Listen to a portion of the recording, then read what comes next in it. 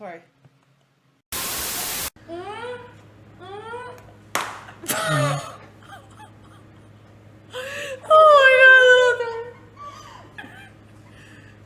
We're moving away the things that might actually... Alright, you guys keep the water in your mouths, please. 1, 2... Ready? Oh, that felt kind of good. Okay, it's at 20. I told you, bro. Hell yeah. Okay, can I put it up to... Okay. I want more. Ah! Oh, that's kind of nice. Ooh. Oh, it woke me up. Take it off! Take it off! No! I'm turning this My off. collar! Alright, this is my collar! Pet dog!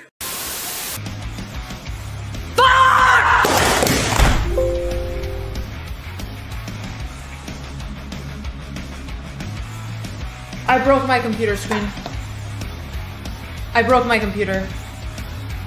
This is my computer now. Okay, we're gonna work on this. We're gonna work on this. I'm gonna work on this. I don't have anger issues. Distraction? There's no distractions going on here. I don't know what you're talking about.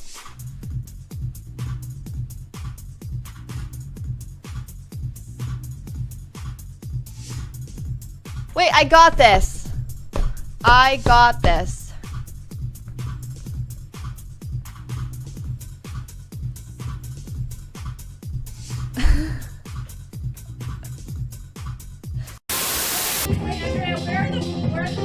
I don't know. We're not putting them. You're using my one-piece books. You're not reading them anyway. You're not reading them anyway. You're never gonna read them. Andrea took my one-piece books and she put them under her DJs. Andrea, use your own You don't books. even read them. You have 40 books and you don't read. You don't read. But can we talk about something? Why is it this photo? Why does everybody have a fantastic photo and this is a screenshot from a random PCL stream when they used to make us wear the little golf shirts that don't even make sense? I'm not even looking at the camera. What is this?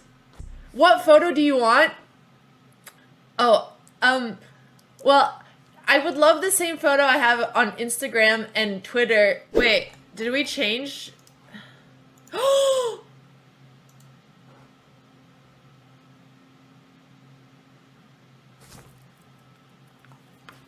did it! Yeah! Hell yeah! Hey! Who made me 37, you asshole?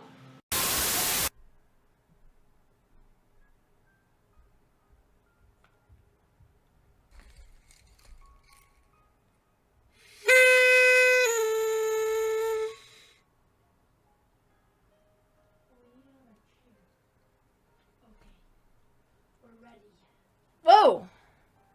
What are you doing? You came. So again, for the context, try to read Jen Shahade. Shahadi article from... Fight. Mob slip. Okay. I slipped. Okay. Didn't mean to ruin the Scared moment. the shit of me. Yeah, my bad. Question, trap question. Who are stronger in this position? Bishops or knights? Well, you said it was a trick question, so even though it's an open, typically bishops are stronger in open positions. But Dina said it's a trick question, so the answer is knight. The trap in the trick question was that there was no trap. Wow! Who does this? What type of cruel game is this? You see me when I'm down and you continue beating me. Looks like 339,000 now in the pot. I'm calling it right now. This is a queen. No queens. I will literally tip you $20,000. 20 grand. Even Magic can't do that. And BOTEZ again. Are you kidding me? Top 100 female poker earners. That's it. Did you crack it just now? I really need help. With what? I'm running late and I've been trying for 10 minutes to put on my shoes and I have used every muscle. Ask Vila. No, he doesn't. I need you to pull my, please. I'm so Not late. during this game. No, I need I'm not during this game. All you have to do is pull. Vila's right there. Vila doesn't have the muscle it Yes, takes. he does. Please, I can't put on my Andrea, shoes. Vila can help you put on your...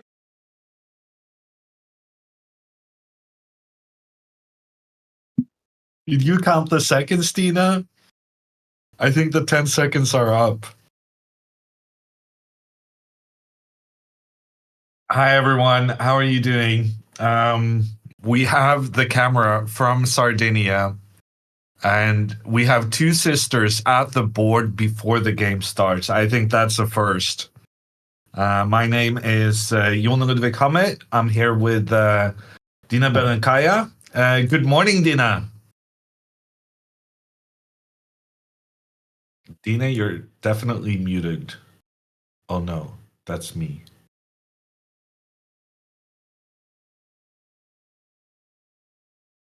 We are. Oops.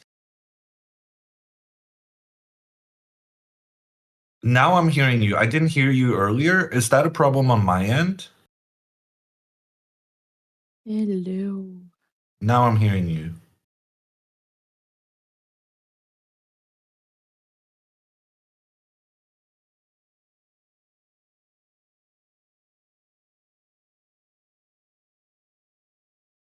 Dina?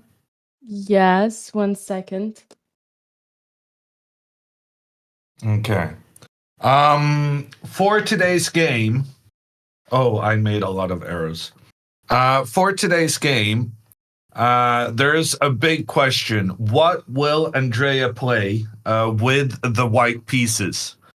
Will she play the Jabava London, or will she play anything else?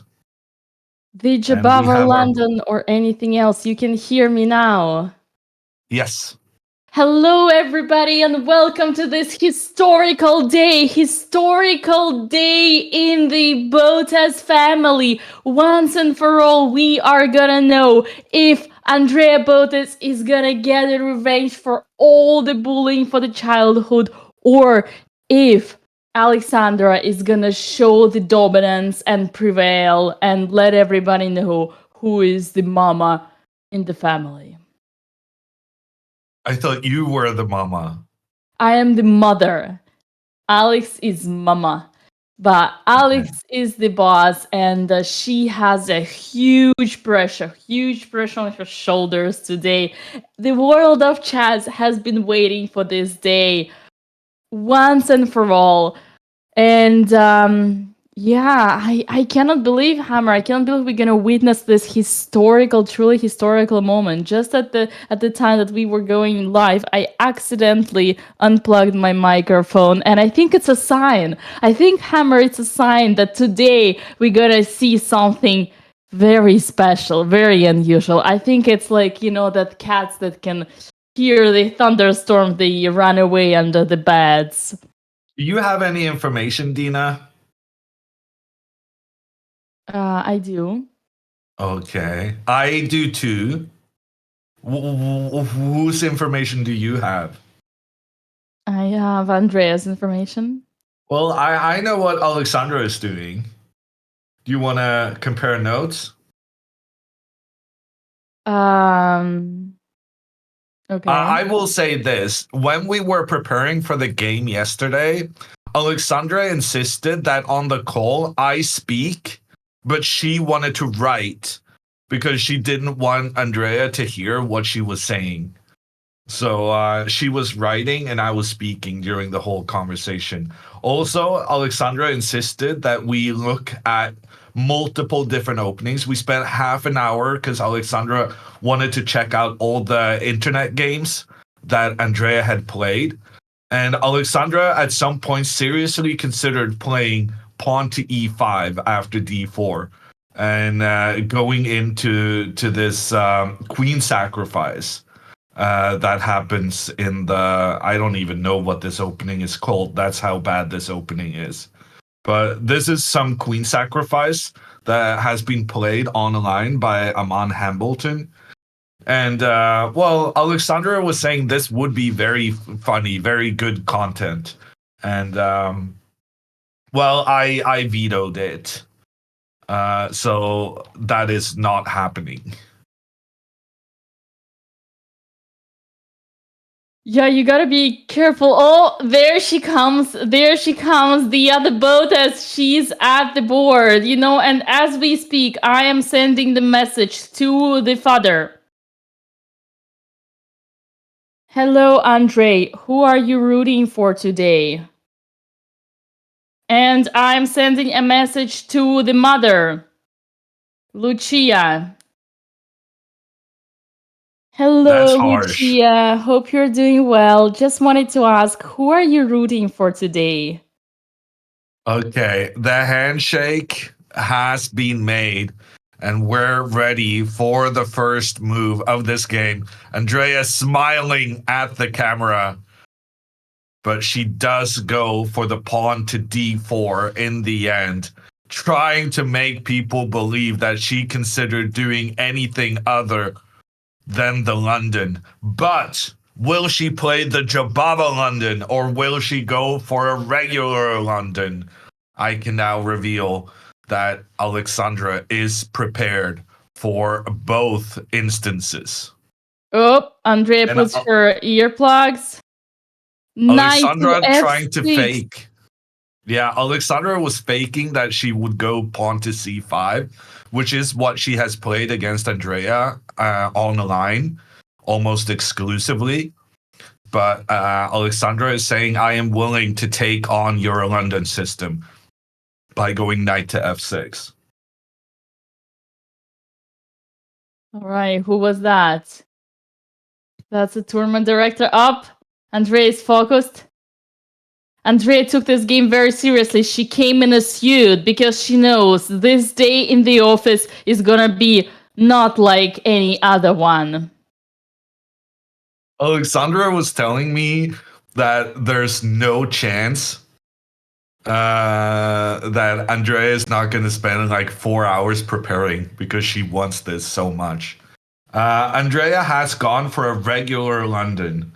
She's delaying the knight to c3, but mods do not pay out the money just yet because she may play knight to c3 later on. This has all been anticipated by Coach Hammer. Pawn to e6 played by Alexandra. And this does not come as a surprise. This is part of the prep still. Just to be clear, did you say Andrea would likely or unlikely spend 4 hours preparing? Likely. Well, I didn't say it. Alexandra said that was definitely going to happen. Andrea has played pawn to e3. She's going for a normal London to try and come up with the first surprise. But mods do not pay out the prediction just yet because she may still play knight to c3. Alexandra plays pawn to d5. And now, the moment of truth. Does Andrea go with her knight to the c3 square to get the Jabava London? Or does she stay within the confines of the old school normal London system? I guess I can reveal that this was all predicted. I'm very proud right now. I told Alexandra, you know what? I think she might play the normal London. She's gonna play the normal London. I can guarantee you she's not gonna go for Jabawa because she knows who is behind all the preparation. Okay. Knight to f3. Knight to f3 played. Jabava London, believers, you have failed. We now can pay out. And Andrea at Alexandra asking her sister, did you expect that?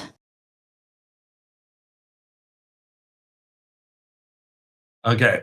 Pawn to c5 played, putting pressure in towards the center of the board. Okay, to be fair, if Andrea now plays knight to c3, I have scammed a lot of money, a lot of channel points from people. But I think not having played knight to c3 in the first 4 moves, she's unlikely to do it again.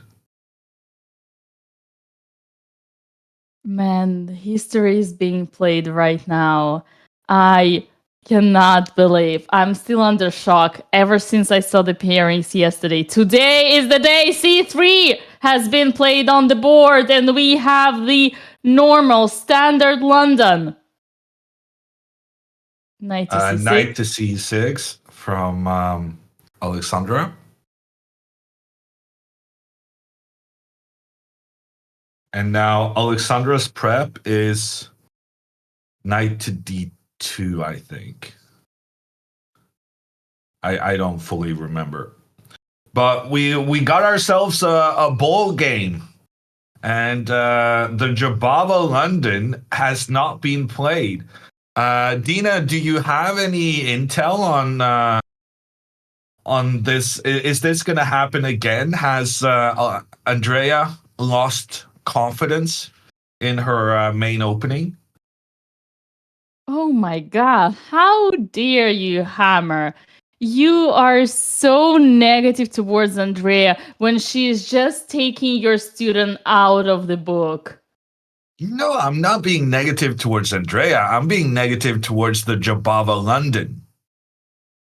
You know, just because the opening is perfect, you don't have to play it in every single day, especially you know that you have your sister and her grandmaster coach preparing against you the whole night just before. There is nothing wrong with Jabata London. It's just that, you know, people like you and then Alexandra, they deserve a special attention. They deserve some prepared surprise. Okay. You gotta take them out of the book.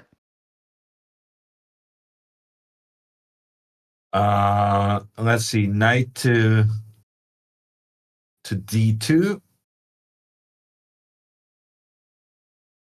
And Alexandra already messes up her prep. What? Yeah.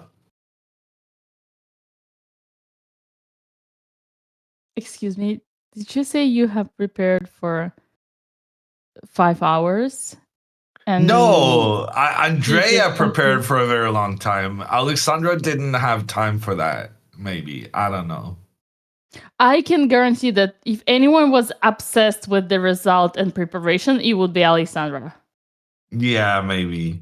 She really doesn't want to lose against Andrea. But I feel like playing bishop to d6 when the prep was to go knight to h5, that's a very clear indication that she didn't spend that much time preparing. All right, so the idea behind your preparation was to get the bishop out for the knight, to get the only piece that Andrea knows how to move, which is the London bishop. And instead, Alexandra offers a trade of those bishops, not having any two-pair bishop advantage after that.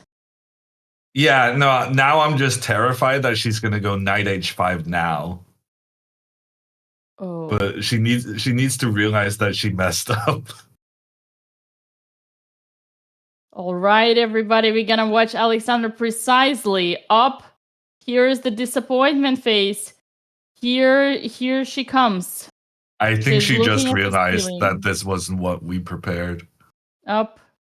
The disappointment in her eyes. You can see it. Up. Yes. Alexandra is the first one who started to think. We need to get Coach Banzea on the call. We need to know all the details. We need to know who had who.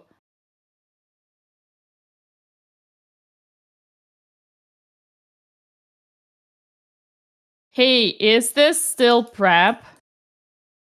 What do you mean? Oh, Just you're text getting Alex Batsea? Banzea. Just texted him. Asking for content. All right. Maybe. Alexandra replied with short castle.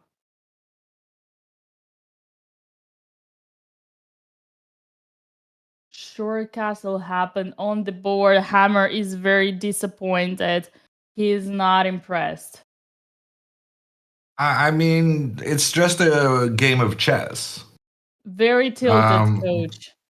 But Alexandra was planning to get the some surprise value out of this knight to h5 move, and she mixed up two of the lines, which I think more than anything right now it's about keeping calm when you've you've not followed your own preparation, and then you have to readjust and figure out, okay, how am I going to make the best out of this situation?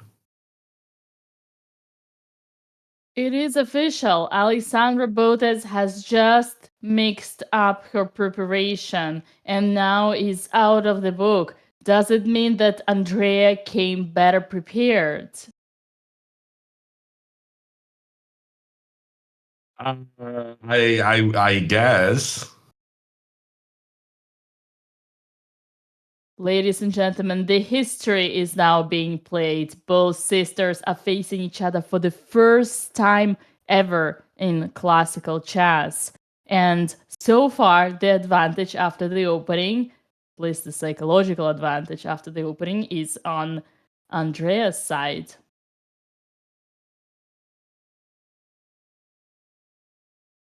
Alexandra is spending some time now, which makes a lot of sense because now you kind of gotta figure out how to deal with the position as it stands, and you also want to kind of avoid that you fall into Andrea's prep if she has any still here at this moment.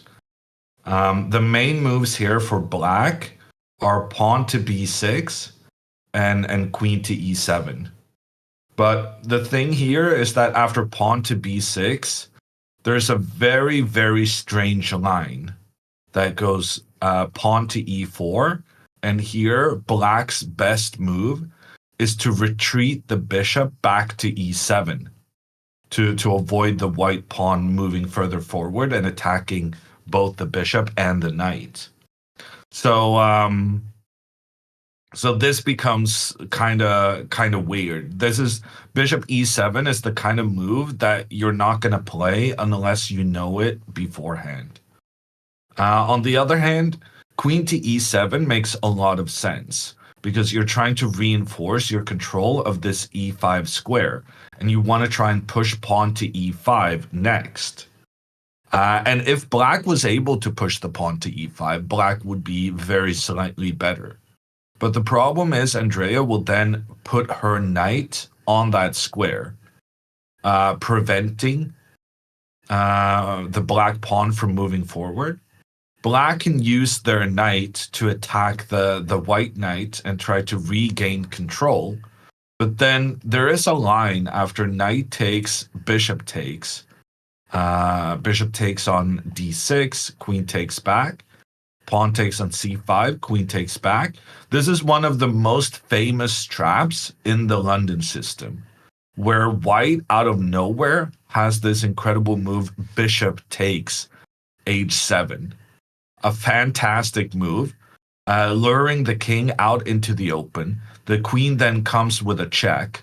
King steps back. Knight comes forward, attacks the queen.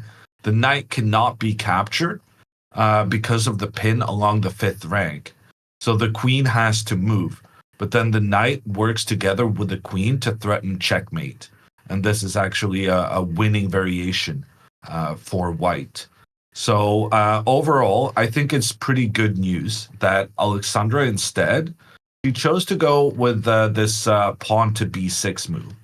And I'm very curious how she's going to respond to Andrea's advance in the center. And Andrea is slightly confused. She is looking at her sister, asking herself, but where is the surprise? I'm waiting for the surprise. Where is the preparation? Alexandra realizes that she messed up, but she keeps up the tempo. she keeps up with the rhythm and trying to act like everything is under control, like everything is normal. She's trying to play fast to not show her hearts. After all, Alexandra is the poker player in the family.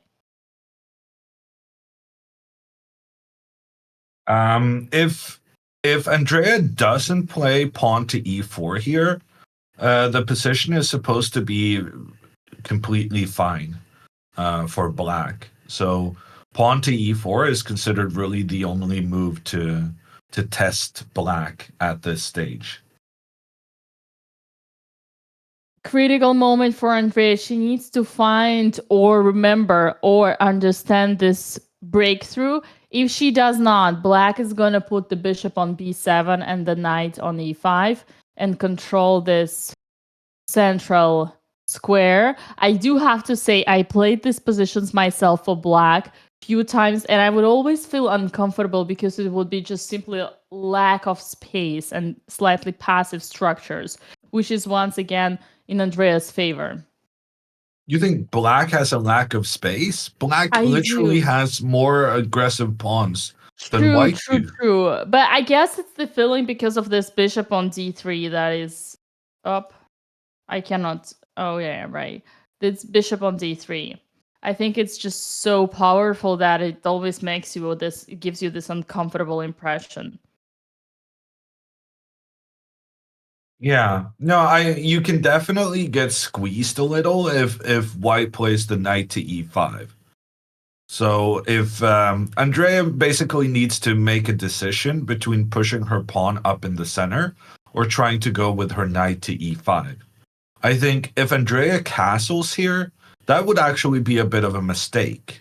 Number one rule in the London, when white castles and the rook is no longer pointing down the edge of the board, you should always, maybe not always, but as a general rule, you can then capture white's bishop and give white the doubled pawns, because now white wouldn't get the advantage of opening up for the rook along the edge of the board. And then Alexandra would be able to take control of the e5 square with her queen. And it turns out this b6 move, it's not just about getting the bishop into play. This pawn is also protecting the other pawn, which means that black is now able to focus on the e5 square instead and try and push the pawn up there. And if that happens, then white would be in a way more uncomfortable situation because the center would take the real place in the game. All right, Andrea is thinking, and she's right. It's the moment for her to think, because there is this opportunity to play e4. Will we see that or not? The question remains unknown. I like that she is thinking, for sure. People are asking, what are the earplugs? What are the earphones? These are the earplugs, because this game is the game that is going to establish the future of the BOTEZ family. So they gotta be focused. We have a question from chat who asks, is h2 takes g3 always better than f2 takes g3? As a general rule, you always want to capture in towards the center.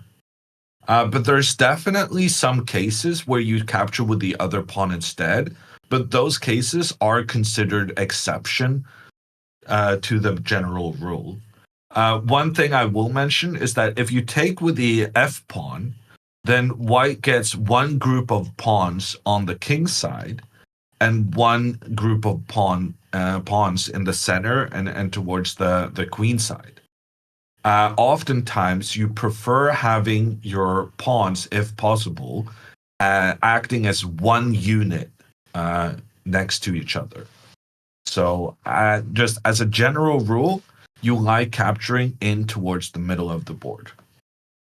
So-called the pawn island or pawn islands in your life, in your chess life, you do want to have less pawn islands possible, because every extra pawn island is a weakness. Even if the whole H file is exposed? Yeah, even then. Because it's very difficult for black to get any pieces pointing down here on the edge of the board. So you would feel less safe, like Dina said. If you get these 2 pawn islands, one in red and one in blue, in particular, this pawn on e3 could be a weakness, because now there are no white pawns behind it to help protect, and this could be a problem long term. And those of you who were asking, as a reminder, we already discussed that previously, because this is a basic of the Russian school of chess. You do want to check that one out if you don't know which is the best capture on g3. But now you know, on the bright side. Sorry, Hammer, I couldn't use this opportunity. Couldn't miss this opportunity. It was a low-hanging fruit. Yeah. Alexandra was really, she really wanted to surprise Andrea early. So in terms of getting the first opening surprise, I feel like Andrea has been reasonably successful. She played the normal London, and she managed to make a lot of her standard moves without spending a lot of time. Alexandra is, well, she's a cynic, and she has a very strong will to win. And part of the discussion we had yesterday as we prepared for the game was that Alexandra wanted to play something surprising early on, because she wanted to make Andrea think and spend extra time which on is a her very opening important moves. strategy indeed. You don't want to have as much the advantage of the board, because it's hard with black pieces, but you do want to have the psychological advantage, because all you need to win the match is to get into the head of your opponent. And on that note, this is what Alexandra is trying to do right now, because, as you can see, she is pretending that she knows everything. Why are you laughing? Yeah, no, I don't think Andrea realizes that Alexandra... Well, either Alexandra has prepared on her own and decided to go in a different direction than what I recommended. I would say that would never happen, but it definitely did happen. The other tournament I was doing commentary, she said, no, actually, I decided to overrule your recommendation. And she ended up getting a winning position in less than 15 moves. Oh, you mean when she... Oh, yeah, I was there. I know what happened. I think it was the last game, right? It was not the last game, but it was an important one in Reykjavik. And a more competent person, apparently, had given her some advice. I was there. And yeah, I think chat knows. But that worked out. Yeah. No, I think here, I'm pretty sure she's truthful to her primary coach, Hammer. I think she just messed up the preparation, simply. And as far as messing up your preparation goes, she's handled it quite well. She's still in the main alliance. This is one of the most common positions coming out of the London opening. And Andrea now seems to... the London is quite theoretical these days. Back in the day, the London system used to be like the kind of thing you played when you didn't want to have to memorize anything for the game. But ever since, amongst others, Magnus Carlsen popularized playing this in actual proper games and not just Rapid and Blitz, then the London has amassed a lot of concrete lines and moves that you're supposed to do in certain positions. And this position we have in front of us is certainly one of those moments where pawn to e4 is the recommended move, despite the essence of the London is trying to have this triangle of the pawns protecting each other up the board. Yep. But now she's thinking, is e4 a possibility or not? And while she's thinking, I would be honored and delighted to remind everybody that this tournament is happening thanks to Coinbase, because Coinbase is the ultimate partner and sponsor of the Sardinia World Chess Festival.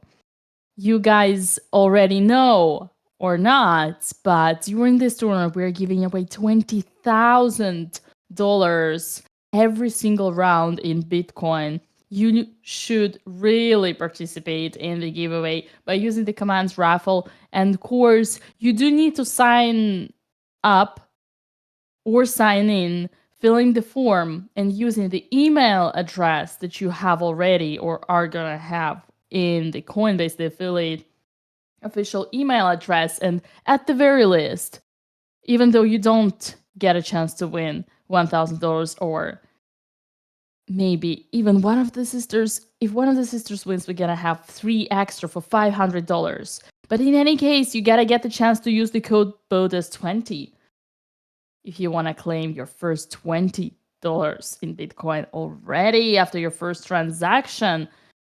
And yeah, thank you, Coinbase. Back to the game. Nothing changed,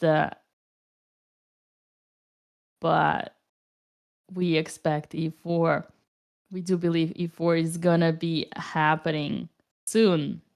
Oh, so you think she's going to play e4? I do. I have a hope in my student. I believe in my student. I see chatters saying that they already have a Coinbase account. Then you just fill in the form. You use the command raffle. You fill in the form. You participate in. You put your email address, and that's how you're gonna participate in the giveaway. And we had 8 winners already so far because sisters kept winning. And you know what? Today. Could be a draw. Yeah. Everyone would be disappointed if it's a draw.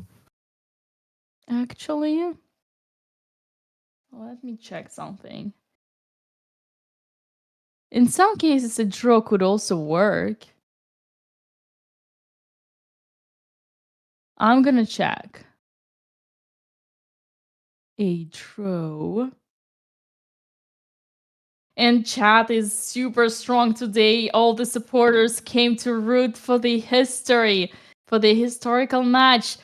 30,000 people already, only 30 minutes after the game. This is a huge, insane support from the BOTEZ community. Thank you, everybody, for tuning in. We also have YouTube. We are strong on YouTube. Almost 6,000 people watching us live on YouTube. This is truly insane. And as it should be, because it is, as I said, a historical day in the BOTEZ family. We're also waiting for the updates from Papa and Mama BOTEZ. I have been interrogating them on who are they rooting for. Are they even awake at this time? Oh yeah, of course. Oh, It's 6:30 a.m. Well, when your daughters play, the only 2 daughters you have, play each other in the classical chess, you gotta be awake, okay? Even if it's 5 a.m., you gotta be awake. I can understand. Papa BOTEZ, I feel like, is the kind of guy who wants to see this happening live. But Mama Botez, like I think she number one has a better appreciation of sleep, and number two, some people get a bit nervous when two people they love have to go up against each other. And while I am positive that Papa Botez has no such qualms, I think Mama Botez maybe might. Well, see, she's definitely more nervous. I agree with that, but I think none of the parents will be asleep. None of the parents will be sleeping when something like this is happening. Well, your lack of response then either means that they don't care to respond to you or that they're sleeping. I don't know which one you prefer. No, it's just that they want to keep the suspense. They're gonna keep coming chat and give their answers. They want us to first. They want us to get to 1,500. Can we do it, chat? Can we get to 1,500,000 viewers today, and then we're gonna summon the parents and tell them who they are rooting for. Did you just say 1,500,000? I always had trouble with numbers. Sorry, chat. 15. How do you say it's 15? 1,000? 15,000. Yes. Numbers. I cannot. Yeah. Russia School of Math? Wow. That viewer is getting reported. Well, I acknowledge. All right. To be fair, guys, Dina did get up at 8 a.m. to do commentary for you. That's not true. 7:30. Oh, wow. Of course. And yesterday was 7. I haven't been awake at 7:30 in a very long time. But It's you not know the what? chess player time of day. This is not an excuse because tomorrow, you know what's happening tomorrow, chat? Tomorrow we are having not one, but 2 games in one day. And you know what that means? The first game is not gonna be a sleep time for anyone. The first round is gonna start at 3 a.m. Pacific. No, 3 a.m. Eastern and midnight Pacific. And then the second game is gonna start at 10 a.m. Eastern and 7 a.m. Pacific. So, chat, tonight we're doing a very, very big nap. Because the following night is gonna be long. I'm gonna need more than a nap, Dina. But yeah, I hear what you're saying. 9 a.m. start European time, which means I'll wake up at 8:50, I guess. What? Come on, Hammer. We can't do that. We have a call at 8:45 with Vila. I need to sleep. Basically, Hammer's saying he's gonna be late. I'm never late. He's never late. Very close to the He's right on time. Hammer is always right on time. I can tell you that. Man. I am kind of happy that Andrea thinks here because she knows that E4 is a critical moment. She knows that. I'm telling you. Otherwise, she wouldn't be thinking because what is here to think? And boy, she wants to win. It would be. I think it would be better. Actually, we should have. I think they really must have recorded it. I'm sure they have recorded for the content. I wish we could get that kind of like confession booth just before the round from each of the sisters. All right, I'm playing against Andrea. And when the game starts in 5 minutes, and I have prepared this, and this, and I have prepared for so long, and I'm gonna do this and that, and then Andrea, whoa! Oh no, fake excitement. knight to e5. Yeah, knight to e5 from Andrea. That was one of the two moves she could choose between. She had to go either knight e5 or pawn to e4 to have any hope of an advantage out of the opening. Knight e5, I think it suits her to play this. The reason this is important is that now if Alexandra tries to increase her control of that e5 square, Alexandra really wants to push her pawn forward, but with the white knight in the center here, and then you can reinforce the knight with a pawn, then it becomes impossible for black to ever push the pawn forward. Because number one, the knight is in the way, and the knight is very well fortified on that e5 square. So I think good decision from Andrea. And one of the key plans that you need to know in this variation is bishop to b7 from Alexandra. She's just going to protect the knight. And then after pawn to f4, which I'm pretty sure Andrea is going to play, to get this reinforcement of the knight. Here, it's very important to go knight to e7. You're trying to maneuver your knight to the f5 square and then to the d6 square. And then from the d6 square, you're going to have control in towards this very important square in the center of the board. But if you don't execute this plan as black, you can easily get into trouble as white tries to push their pawns up on the king side. I have a memory of studying this line back maybe, I don't know, maybe 7 years ago by watching games of Garachkin and Alexandra, who almost got the world crown. And she would have this maneuver. That's the first time I saw it, knight to e7, knight to f5 and g6. And I felt so uncomfortable. So I do believe that it is easier here to play this position to Andrea and for Andrea here for white, because this is she has a huge experience here, and I'm surprised Alexandra wanted to study Andrea's online games, because this is what she used to play all the time. And at the same time, Alexandra did study, but where is the result of that? Where is the result of that, Hammer? We'll hear from Alexandra after the game. But Right. I don't feel like I'm throwing her under the bus when I say that she may have mixed up two plans in a variation. Oh, you're absolutely not throwing your student under the bus. Absolutely not.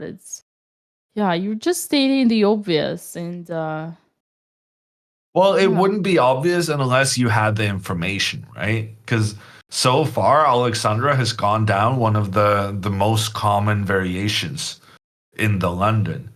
So it doesn't feel like anything is wrong, but having the secret intel that I do, I know that this is pretty much exactly what we wanted to avoid, which surely is going to create some nervousness for Alexandra. Right. Oh, well. Are you going to interview both of them after the game? Asks Flamingo. We're going to interview the ones who are willing to show up for the interview. I like how you say the ones. Okay. In plural.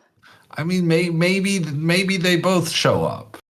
Let's not discount the possibility, but if there is a winner in this game, one sister will be more eager to chat with you guys than the other. I think this is, unlike any other previous occasions, is a big responsibility. Huge responsibility, and they know that. So whatever happens, I mean, unless one of them rage quits. Actually, now that I think about it, they do get tilted a lot.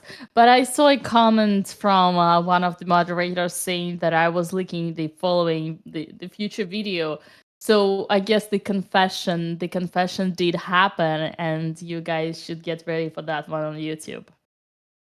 I'm very much looking forward to it. But yeah, no, I'm also trying to control my emotions. I am a little bit disappointed that Alexandra didn't remember the nuances of her prep. But what are you gonna do? Now we just got ourselves a bowl game. But Chad, I'm with you, Dina. I think White's position is more comfortable to play. Yay! Now we're talking. Chad, are we witnessing for the first time ever Hammer trying to control his negativity and focus on the positive? Meaning maybe Alexandra just disrespected his preparation and decided to create her own preparation in the London, thinking that she can do a better job? You said you didn't think that was the case here. You specifically said, no, Hammer, I'm sure she didn't do that.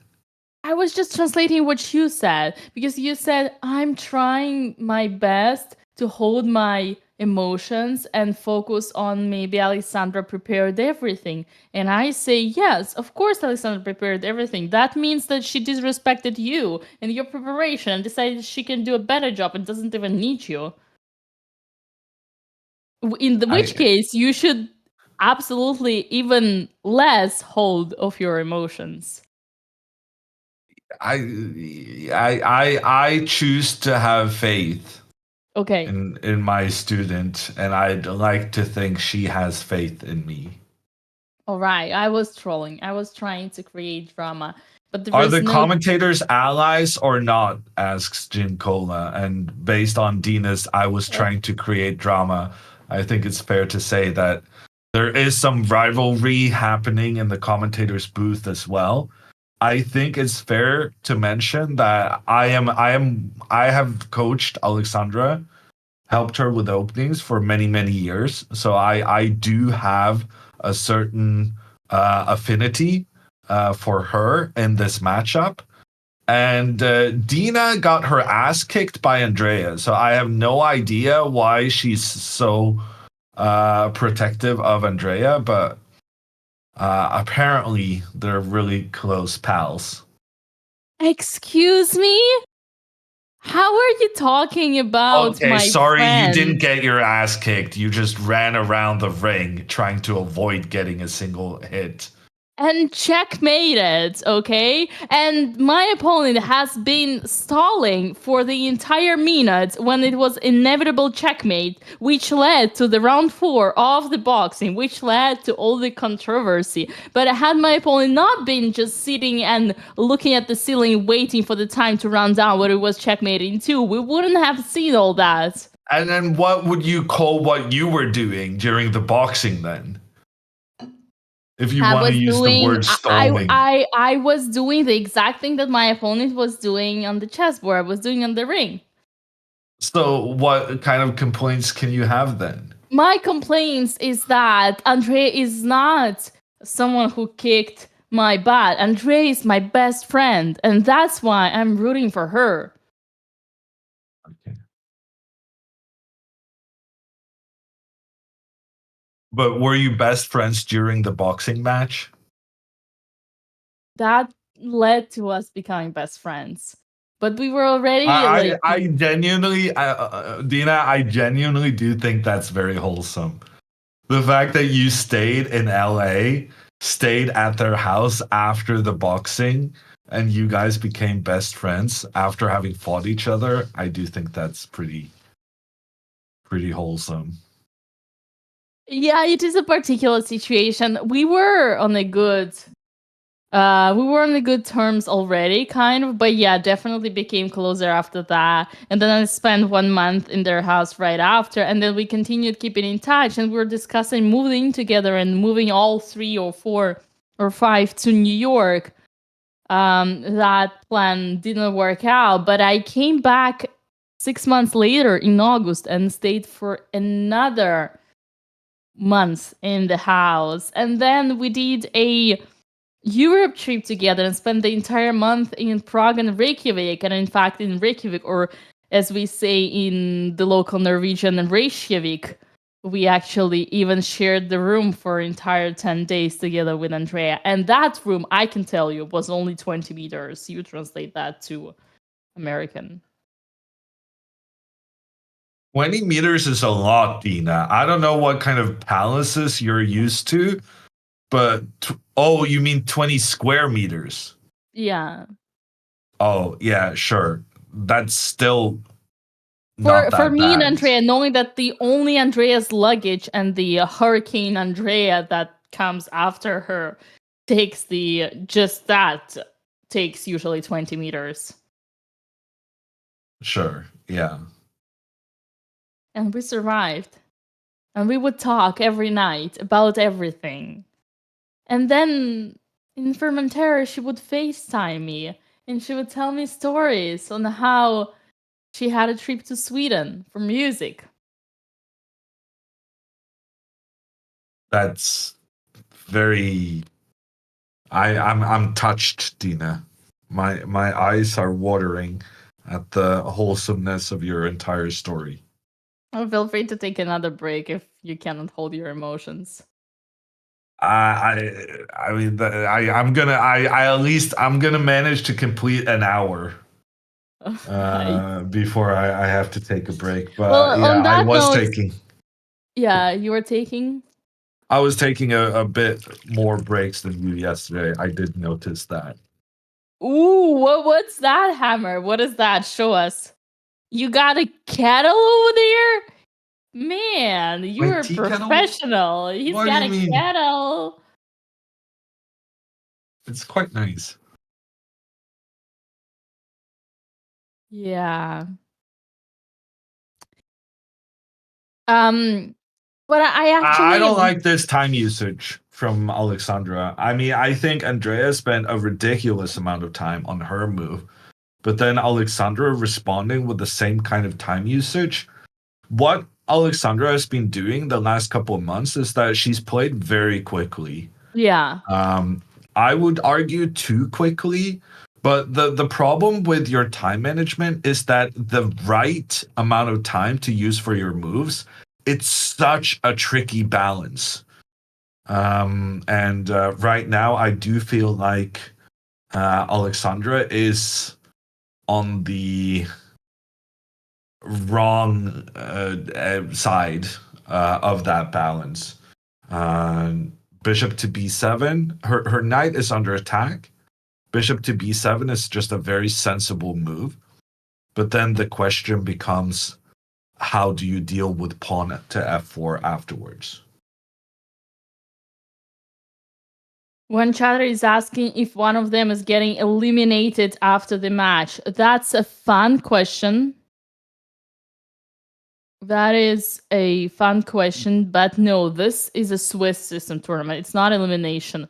If that was the case, I can guarantee Alexandra would not have messed up her opening and have played knight h5, because if that was the case and that was the the power, the strength, no, how you say, the weight on this results, then yeah, we would see Alexandra taking more time. On the previous note that you said, Hammer, that Alexandra's playing a little bit too fast, it's hard for me to relate to that because I always play too slow. So for me, there is no such a thing that playing too fast. I think any fast is good. So I'm rather impressed with Alexandra's time management, but that's more like from my subjective perspective. But with objective thinking, I do acknowledge that you're probably right.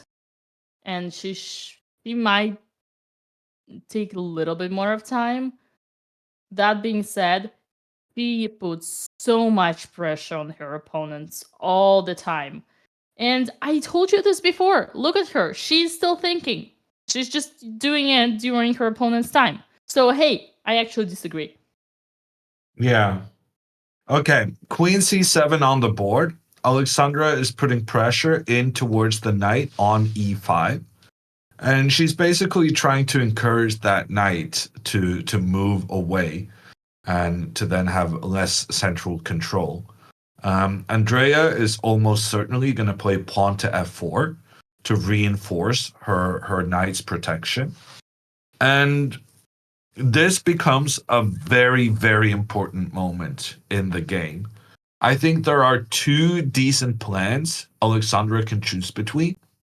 And those are knight to e7, trying to get this knight to the f5 square, and then potentially towards the e4 square after some maneuvering. Or there's a very intriguing opportunity here to go pawn to c4, putting pressure on white's bishop. And when that bishop retreats, you just rush all your queenside pawns up the board, which becomes very exciting because then Andrea is going to rush her kingside pawns up on the opposite flank, and we're just going to have a slaughterhouse of an attacking game, both sisters attacking, but on separate flanks.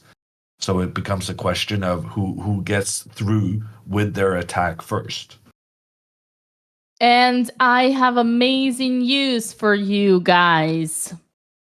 While Alexandra is thinking why Andrea is thinking, F4 happened on the board. There we go. Just as Hammer predicted, Andrea is preparing all the attack on the king side. And while we are almost reaching 15,000 viewers, we got a gift from the sky. Papa BOTEZ has arisen from his bed and greeted all of us in the chat. Papa BOTEZ, I sent you a personalized message on WhatsApp, basically asking, spill the beans, who are you rooting for in this match? Papa BOTEZ only roots for winners. I do not necessarily like that c4 idea you were showing, Hammer, to collaborate on what you said earlier, because for me, c4 is also always releasing the pressure from d4. And yes, while black would have one concrete plan of pushing all the pawns, we've seen that in several games of Alex and Andrea in the previous tournaments.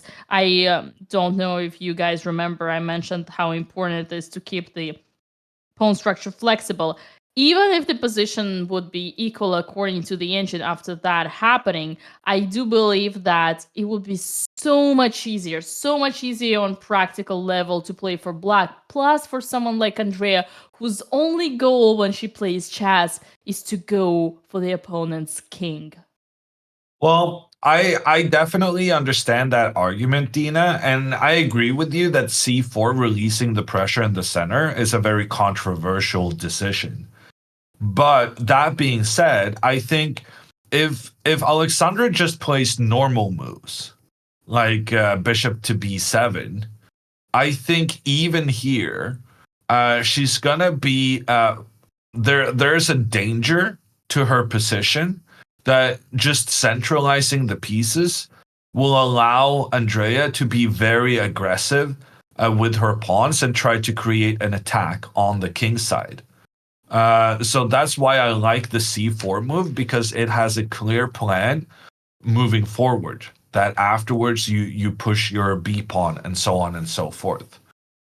Instead, after f4, Alexandra has captured on d4, and this is just a mistake. The pawn on c5 is more aggressive than the pawn on e3. Also, the pawn on e3 is kind of the weak link in white's pawn structure. So here, this pawn is helping protect other pawns, yes, but it itself can be attacked and be a potential weakness. In addition, one of Alexandra's main plans is trying to get a piece to this e4 square. But by making the trade in the center, then white has an easier time taking control of that very important e4 square, because now the queen can point towards that square without having a pawn in the way, blocking the queen's path. So c takes d4 is just just a mistake, unfortunately. But does that mean that Andrea should capture the only way, which I believe she just did? She Well, did it. I He remember takes teaching d4. Andrea that you always recapture with the e-pawn in the London. And I can confidently say that a lot of the things I have told Andrea about chess over the years have not stuck. But this one seems to have had an impact. And she recaptures with the correct pawn pretty much instantly. Hey, everything is stuck. She just doesn't want to show you because she wants to pretend that she disagrees. But inside, everything stuck. Andrea is like she's like photo camera. She just looks at the position once, does the and it stays in her memory. And the right time, she uses that. I'm amazed the computer thinks this is an equal position, Dina. Well, that's what I told you. That's why it's a main line, and that's why people play it. Because Ancient will always say it's equal. Ancient will always say black is totally fine. Just like 8 years ago when I was watching games of Garachkina herself, and she would play this for black and make draws, and I would be like, bro, I don't like that. This doesn't feel good. It feels so much more passive for black. And I am, as Andrea's supporter in this match, I am very, very pleased with the opening outcome. I think Alexandra basically only has 2 acceptable moves in this position. She has to go either for knight to e7, trying to maneuver the knight towards the e4 square, like I've mentioned now repeatedly. Or she has to play rook to b8. Rook to b8 is a bit of a nuanced move, but essentially this is trying to prepare one of the most iconic plans in chess middle games, which is the minority attack. When you have 2 pawns against 3 on the queen side, even though you have fewer pawns, you push those pawns up to try and trade with your opponents because you feel that you can actually benefit from having fewer pawns, because fewer pawns means more open files for your rook and for your queen to point down towards your opponent's position. The minority attack is something that Andrea is also aware of from our lessons back last year on pawn structures. She learned that Carl's bad. She knows that Carl is bad, if you remember what I'm talking about.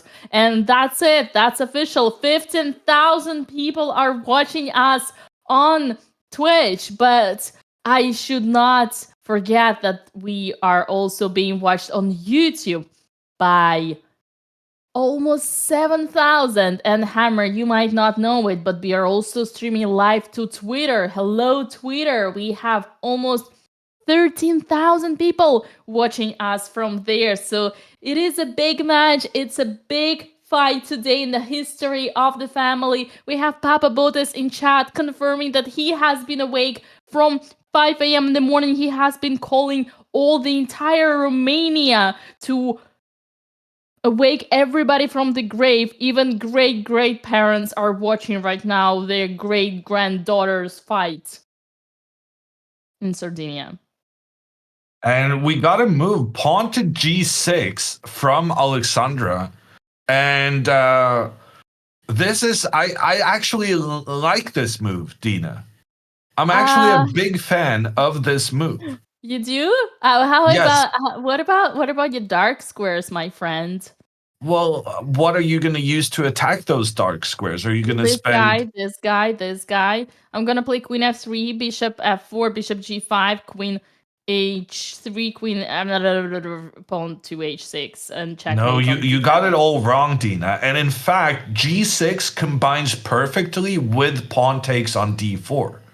So maybe I was a bit rash in calling pawn to takes d4 a clear mistake.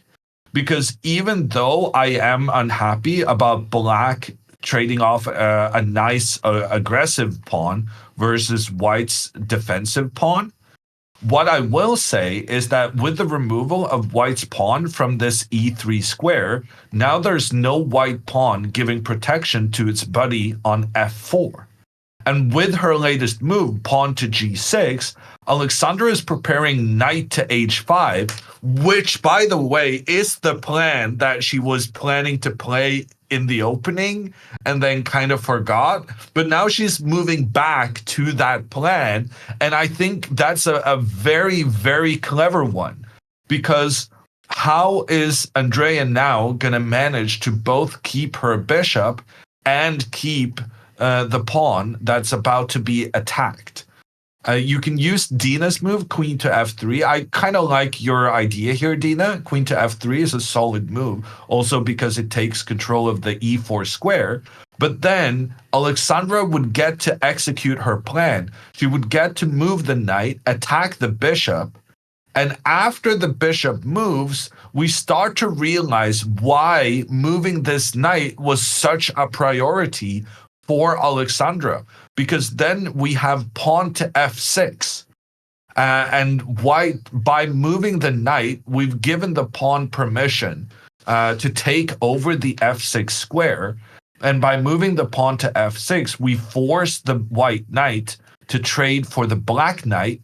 And black then has very good control in the center, and white has had to exchange off their most valuable piece. All right, Coach Hammer, everything is beautiful and all, but let me get it straight. There is no way I'm letting you get my knight kicked. So give me a moment, if you will. Another moment. Yeah, I'll just talk a little bit more while you figure this out.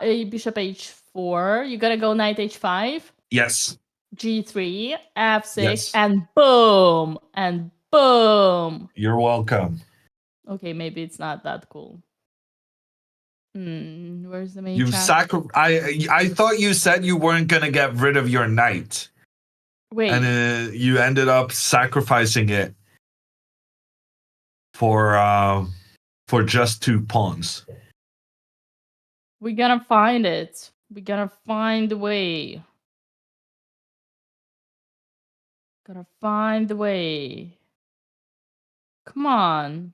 I really like this move from Alexandra. That is some high level stuff. And it's very ironic that a pawn move in front of your own king, somehow that has to do with kicking the knight away. But it's all related. She needed to go pawn to g6, both to stunt the bishop, pointing towards her king, but also to enable her knight to move to a good square. Normally, going to the edge of the board is not a good square, but here the knight puts immediate pressure in towards white's pieces. And then moving the knight was the idea to then have the pawn kick white's knight away. And it's all connected. So pawn to g6, the idea is to kick the knight away, but that is not apparent at first instance. That is a deep move from Alexandra, and I very much approve. All right, I'm not giving up. Queen f3, knight h5. How about short castle? Yes, I know Andrea BOTEZ would never do that. But on f6, I'm gonna go knight to g4. My idea is the f4 pawn is protected, and if you do this, then e5 is hanging. e5 is hanging. d5 is hanging. d5 is hanging. Got it. See? I calculated all that. Andrea would never do that, but hey, we can still attack even if our king is on the same side. Yeah, but I would make the argument that I'm just happy as long as I manage to kick your knight out of the center, I'm reasonably happy. And then I would probably follow with this knight maneuver. I see. Well, I want to go to h6, and your knight, it's for the sake of your knight being completely diluted. I don't know how to respond to that, Dina. My Okay, knight is don't. doing just fine. I can trade for the bishop at any point. All right. Chat, we gotta be strong here. We gotta be strong. Unfortunately, I am on an engine diet right now. I'm staying away from stockfish because it takes too much of the calories of my brain. So I'm trying to find out everything on my own. And still searching.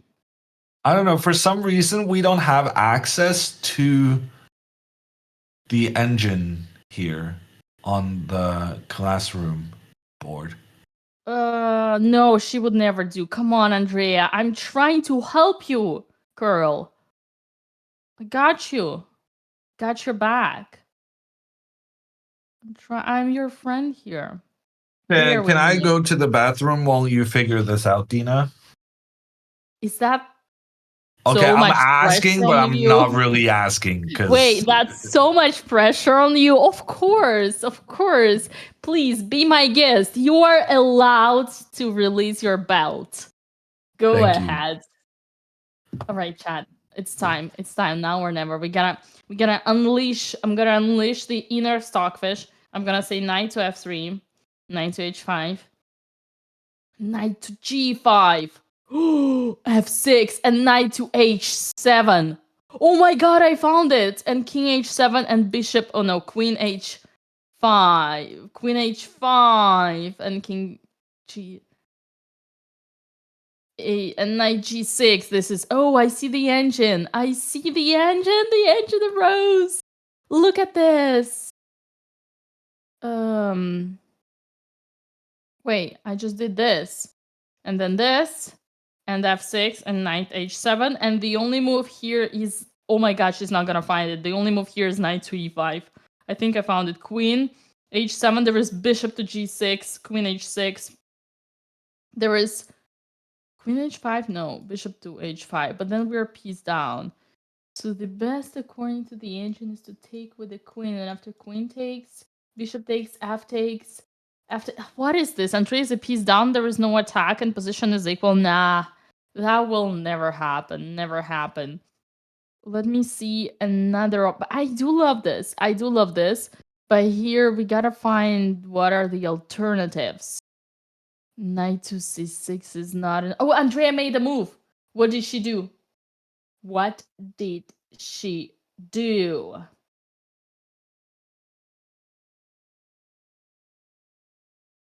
Bishop f2 on the board. Really? Bishop f2 on the board. And after knight h5, are we gonna see bishop e3? And after f6, we're gonna. No, it's still takes. Okay, bishop f2 makes perfect sense because Andrea wants to prepare her push off the pawn g. She wants to unleash the g pawn and possibly take control of the h5 square. So basically, the only move here for Alexandra should be knight h5. Alexandra is playing very fast. So the question is if we are gonna see this move or not, if Alexandra is gonna have the right feeling, because as you know, she kind of moves a little bit impulsively. Although I already made a point on that she is thinking on during the time of her opponent. So knight h5. Are we gonna see g3? G3 would be a little bit passive, although I kind of. Ooh, I like that. I like that. And we take and we go knight f3. No, you know what? Black's position is still passive. Yes, Andrea doesn't have the direct attack, but that's fine.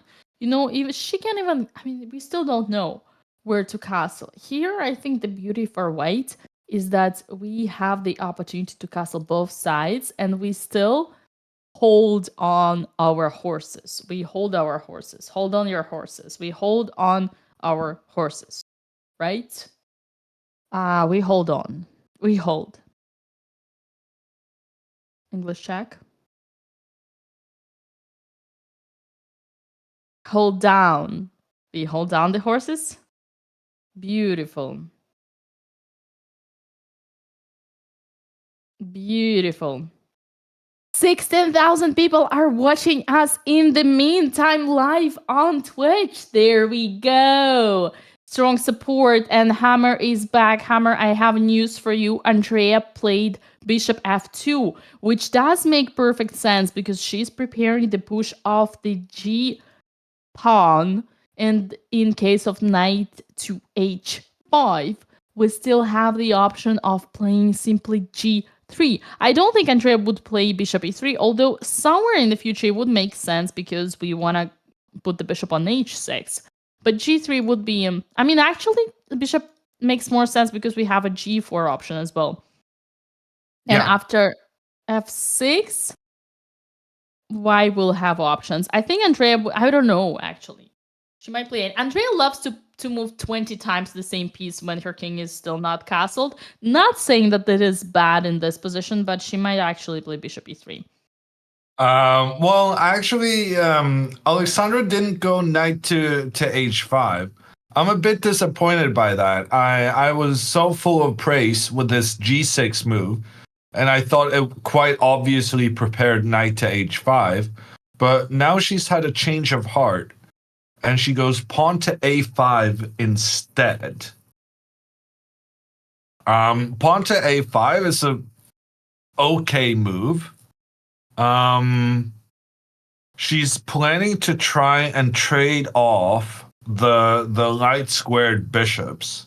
And my only concern is that maybe the pawn on b6 will be lagging behind a little bit. Oh, yeah. Something like pawn to a4.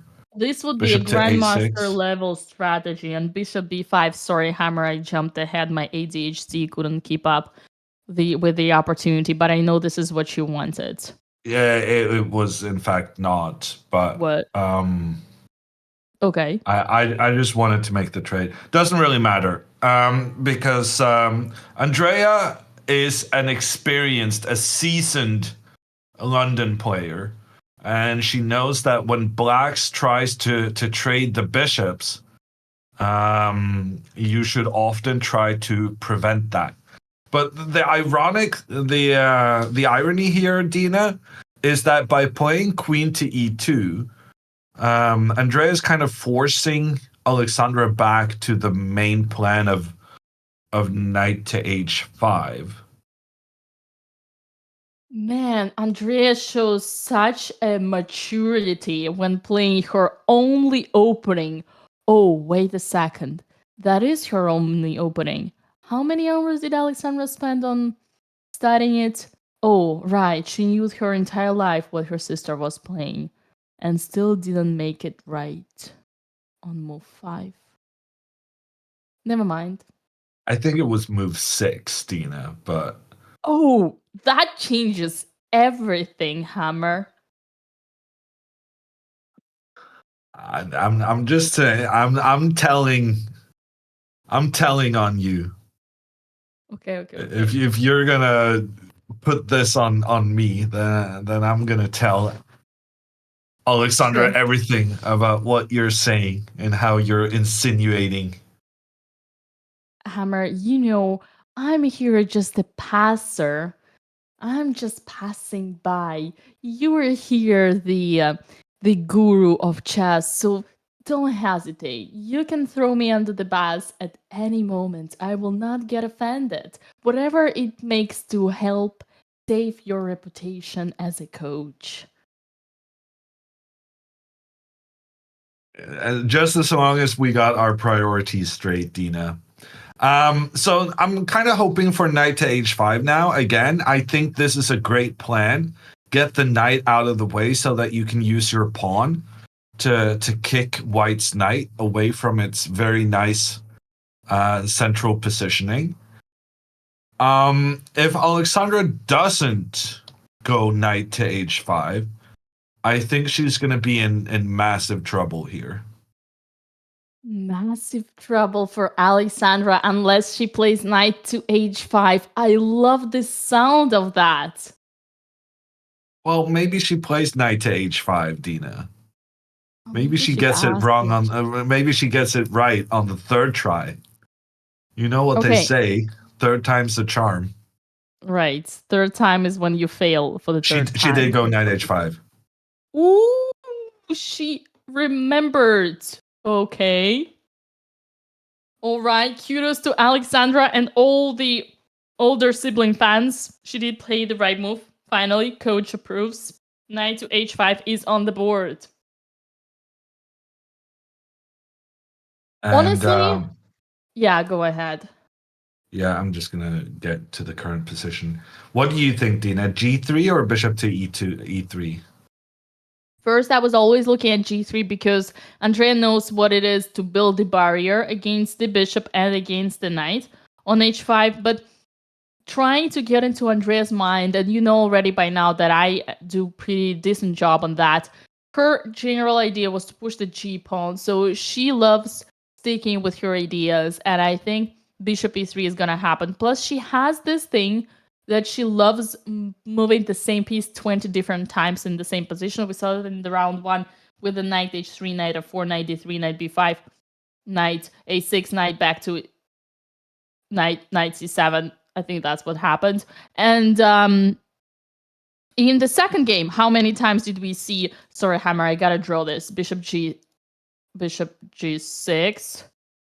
Come on, bishop G6, bishop F2, bishop G, what? Bishop Dina, you're not Hikaru. I am, remember? And then she got checkmated the king on D8.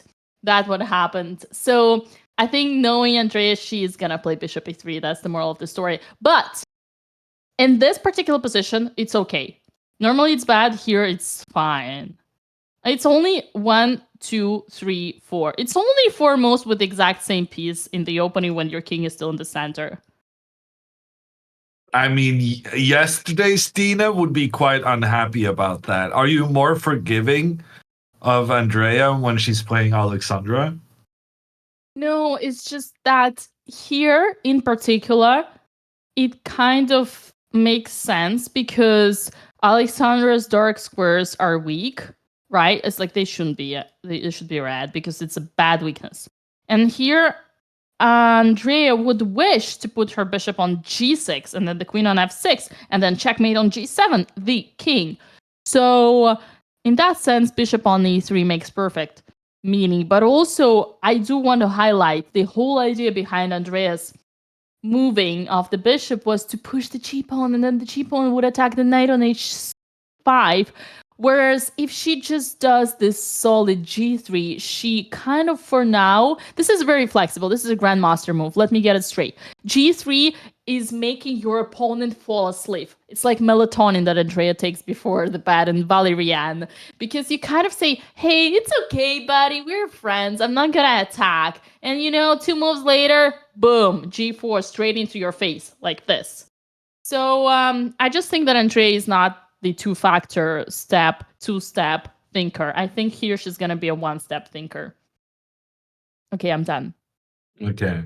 I do want to mention something which I think is just super interesting. Computer actually believes that bishop to E3 is a mistake here, whereas the computer thought bishop to E3 was the best move in this position. So what is the difference between including pawn to A5 and queen to E2, and why is that to black's favor?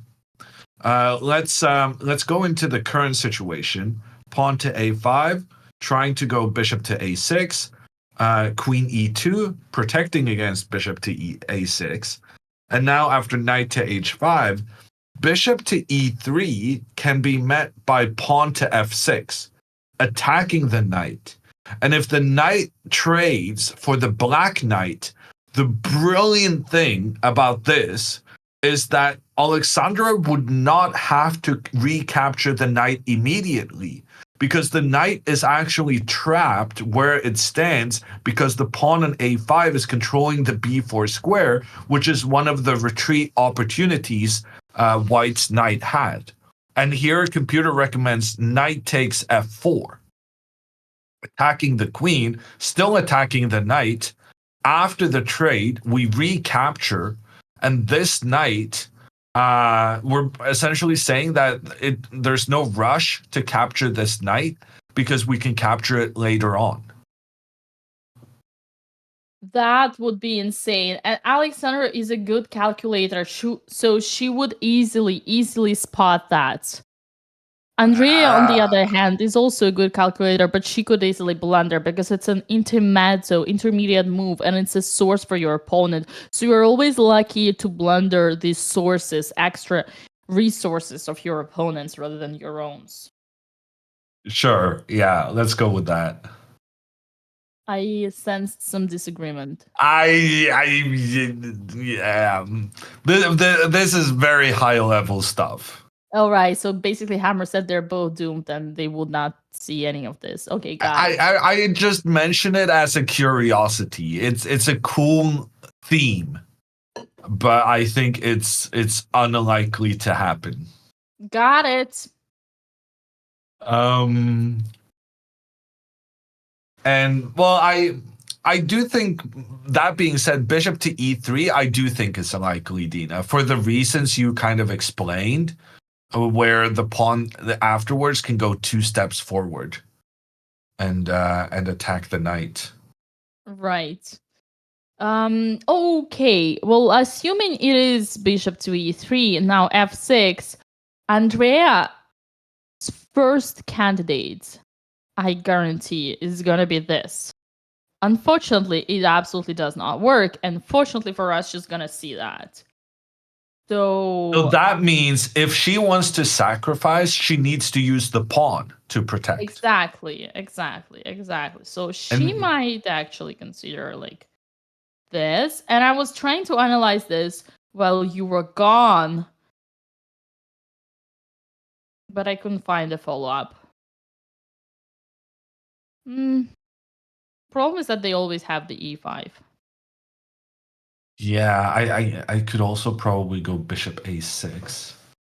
Yeah, but the way I know Andrea, I completely agree with you that she's very likely to make a rash sacrifice in these kind of positions.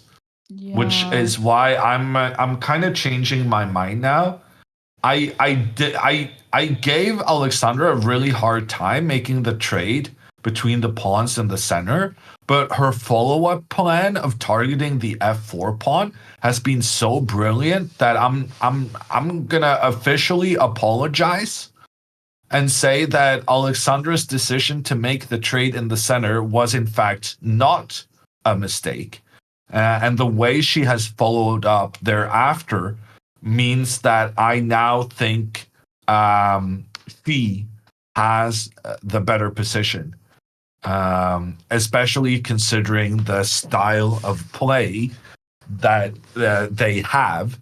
I think this position now actually suits Alexandra better than it suits Andrea, because Andrea is a very attacking-minded player, and Alexandra has set up her pieces in such a way that the white attack is about to be dispelled.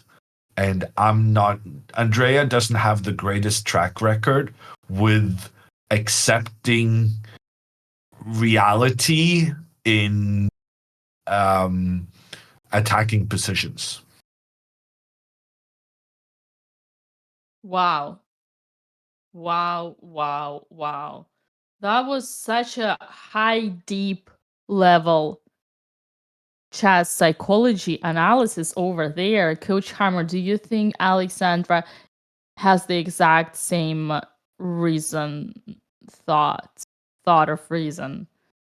way of thinking? Do you think Alexandra has, throughout all these years, Alexandra has been able to spot the weakness in her sister's I don't think she has intentionally gotten into this situation, but the very good pawn to g6 move has created this situation where black is dispelling the knight from e5, which in turn is going to be very nice for her.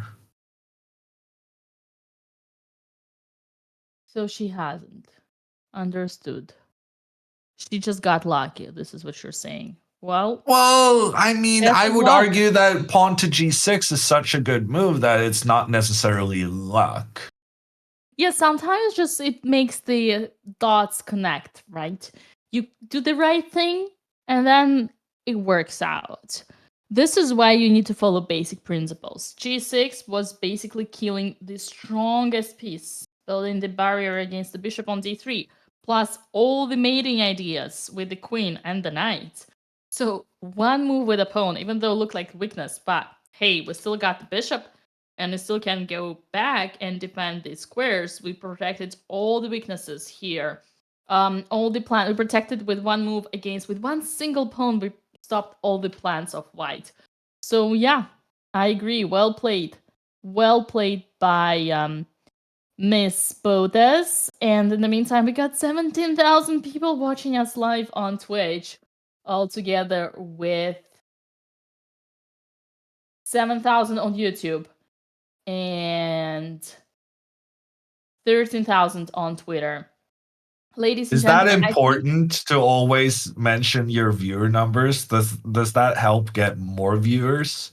It's 17,000 on Twitter, just to make it clear. And the answer to your question is, Hammer, yes, it is important because it's the historical day. Today, the history is being played, and it's a pride. I take pride into mentioning the numbers because today is the day. Today is the day for the world to watch chess, because the two queens of chess are facing each other for the first time in the history. And I want to highlight it because no one knows, but this is the first ever official competition game in a tournament, over the board tournament for the sisters. And Hammer, I think it's time for us to mention the sponsor of our event. It's Coinbase. You guys know that Coinbase is your best way to stock and trade crypto. And for this particular tournament, have you heard it or not, we have $20,000 in a giveaway, which is insane. To participate by using the command raffle and Coinbase, complete the Google Doc form, use the email address you already have or you're about to sign up, the affiliate email address that you're signing up in Coinbase, and you might win $1,000. And if one of the sisters wins against another sister, we would have 3 additional winners who would also have 500. Oh my god, numbers, this is so hard. $500 each to 3 extra people, so $2,500 in total. Today we might have if we get a result. So far sisters have been winning, but today is tricky because they are facing each other, but you guys know what to do. And you know, it only takes once. If you already participated, it only takes once for you for the entire tournament. So huge support from Coinbase for this event, and you know, I think it's a sign. It's a sign from whoever is up there that sisters got paired together today, because there have been a lot of talking back and forth. Andrea is claiming that she has been bullied her entire life. Alexandra wants to show dominance and to put the younger rebellious sibling back to where they belong. What do you think, Hammer? You come from a family of siblings. Is it important to show dominance or claim that you are the only and most important child in the family? Can I plead the fifth on this? Are you an only child, Dina? In a way, I have I kind of, yes. I grew up with my mom. We were always 2 of us. But I do have a sister, but she's my half sister from my dad's side, so we didn't grow up together. So I could say that yes. And I always dreamed about having a sibling because I always dreamed about sharing. I love sharing. Yeah, I don't think, yeah. Sharing is not really part of the sibling mentality. Yeah, I noticed that. It's crazy, isn't it? Like every person who has been having a sibling doesn't like sharing, but it's weird. It's weird because you kind of should be like more egoistic when you're the only child because you're being pampered. I don't know. I don't know. One of the reasons why I love spending time with Andrea is that I can take any of her stuff and she would never mind. Which is kind of controversial of what I just said, but she always tells me to take her stuff. On another note, Papa BOTEZ is still in the chat. And yeah, Papa BOTEZ is wondering if we have the Fifth Amendment in Norway.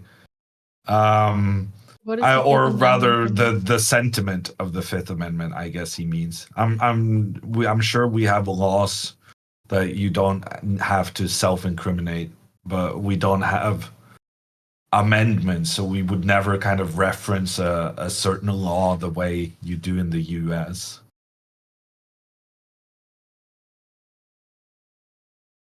Papa BOTEZ, what's your username on YouTube? I want to see how you entertain.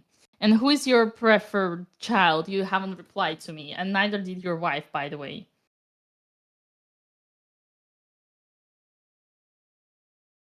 Yep. Andre B. Oh, that's you. That's you, Andre B. I was, yeah. Okay. Wait, what did Andrea do? Andrea made a move. She played G3? She played G3! Oh, look at her! Two-factor thinking activated. Played that like 6 minutes ago, Dina. Well, excuse me, I was on my beautiful talk about the siblings and could not mention the giveaway, $20,000 for today. Oh yeah, that's big true. money. No, yeah, that's I accept your excuse. Great. You'd better do. So G3 is played, and that's amazing. I am telling you, that means that Andrea is thinking smart. Oh my god. Ooh, something back. Knight to D8. Knight to B8. Knight to B8. Oh boy. Oh boy. Okay. No comment. I mean, it does make a certain sense. No, She's it doesn't. preparing to go bishop to A6 and trading off these. And at the same time, she wants to go F6 to attack the knight without allowing the trade to happen. Yeah, but she forgets that the knight doesn't want to trade. The knight wants to retreat in order to go attack the king on H6 and deliver a checkmate. Yeah. And Alexandra seems to have like she has a thing for slightly ugly moves. Oh yeah. Oh yeah. Don't even let me get started. I've seen that enough. Putting your pieces back, not developing your pieces. I gotta take her to the Russian School of Chess. I'm sorry. Why haven't you already? Well, because she wouldn't listen. You know how it goes with all those experts. They think that rules for 1000 rated are not for them. They think that they know already that you need to develop your pieces and castle and take the control of the center. And the problem is that even though they know it, it's not hammered into their brain like it was for me by my Russian coaches. Nice use of the word hammer. You're welcome. I approve. That's the thing. Those rules, those basic rules, you gotta put her ego back into the shelf and get back to the basics. Or else you're always gonna put your pieces. You know what I'm gonna do, chat. You know what I'm gonna do, right? I'm gonna do short castle, queen d8. I'm gonna do bishop e3, rook fa. I'm gonna do this. And then I'm gonna do this, and I'm gonna do this, and then I'll just find the way, you know, wait, let me just find it. Let me just find the way. How can the knight... Okay, maybe this. Maybe this. Maybe this. Maybe this. This, and this. Ooh, perfect harmony for Alexandra BOTEZ is achieved. Congratulations. All the pieces are on the 8th rank. Okay. Sorry, Alex, if you're watching this, don't fire me. I want to take this opportunity to shout out, please don't fire Hammer for the 5 gifted subs earlier.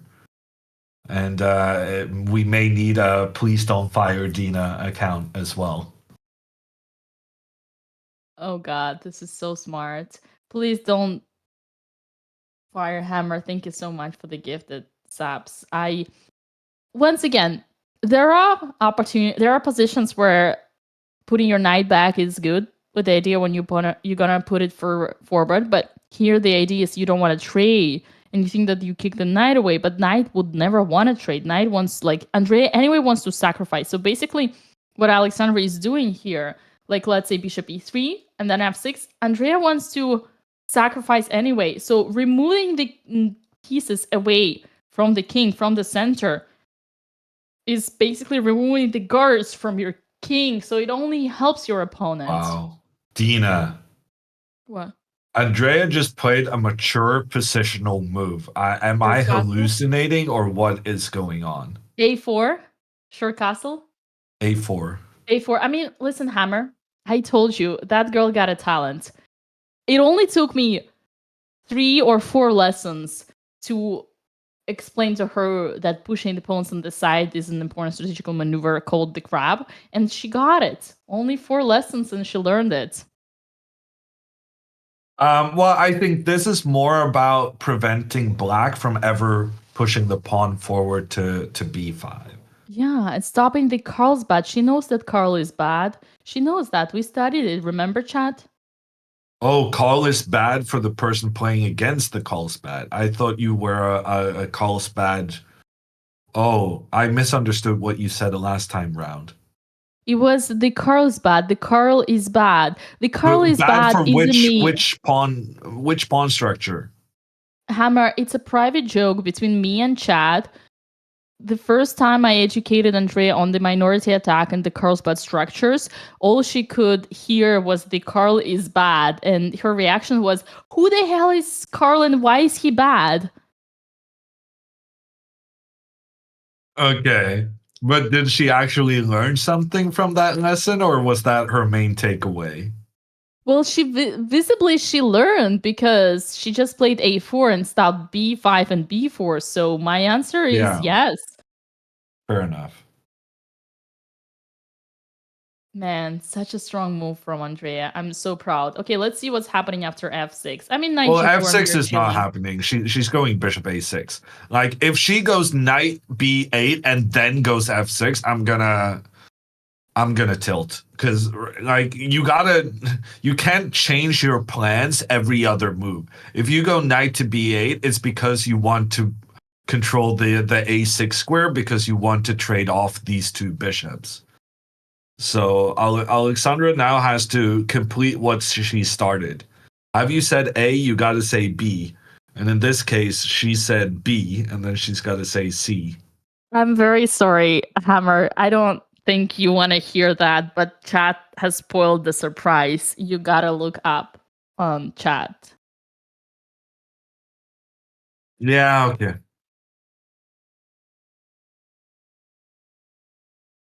Got it. Got them.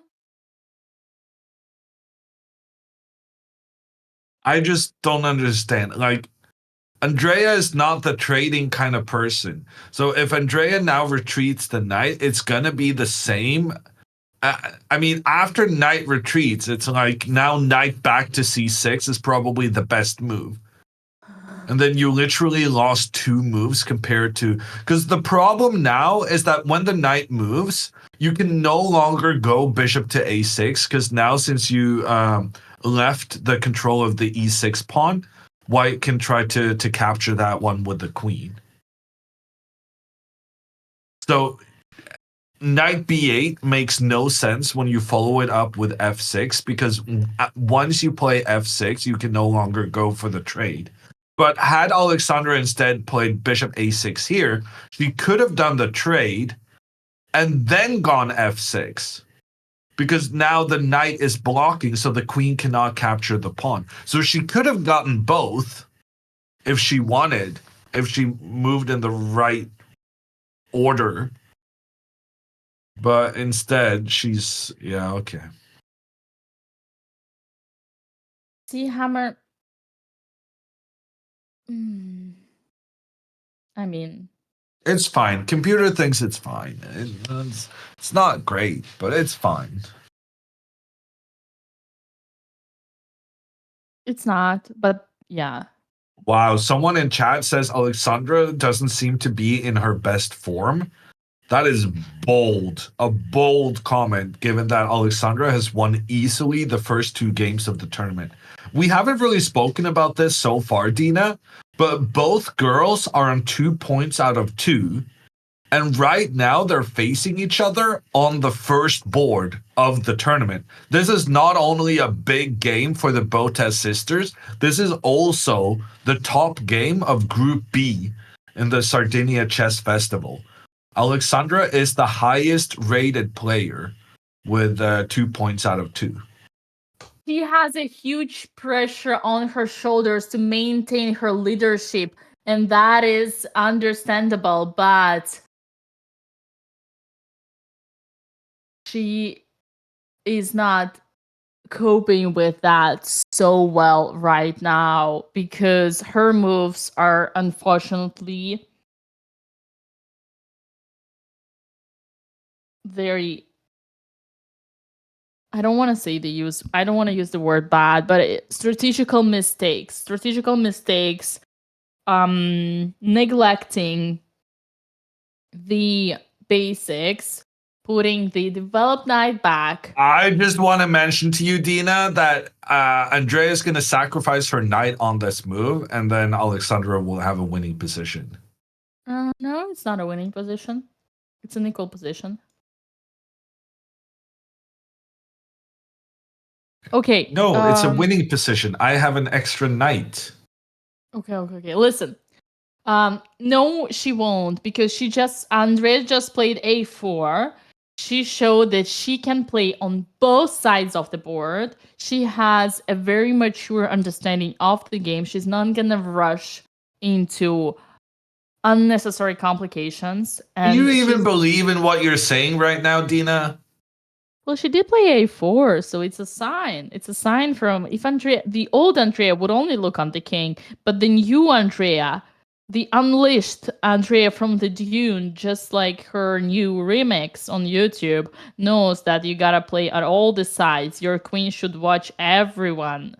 Look at this hammer. This is pretty good. Yeah. I'm amazed we haven't done this before. Yeah, look at this. This is so beautiful. Andrea's looking at all the sides of the board. I'm wondering what hammer's gonna get tilt more from Alexandra's moves or Dina's arrows.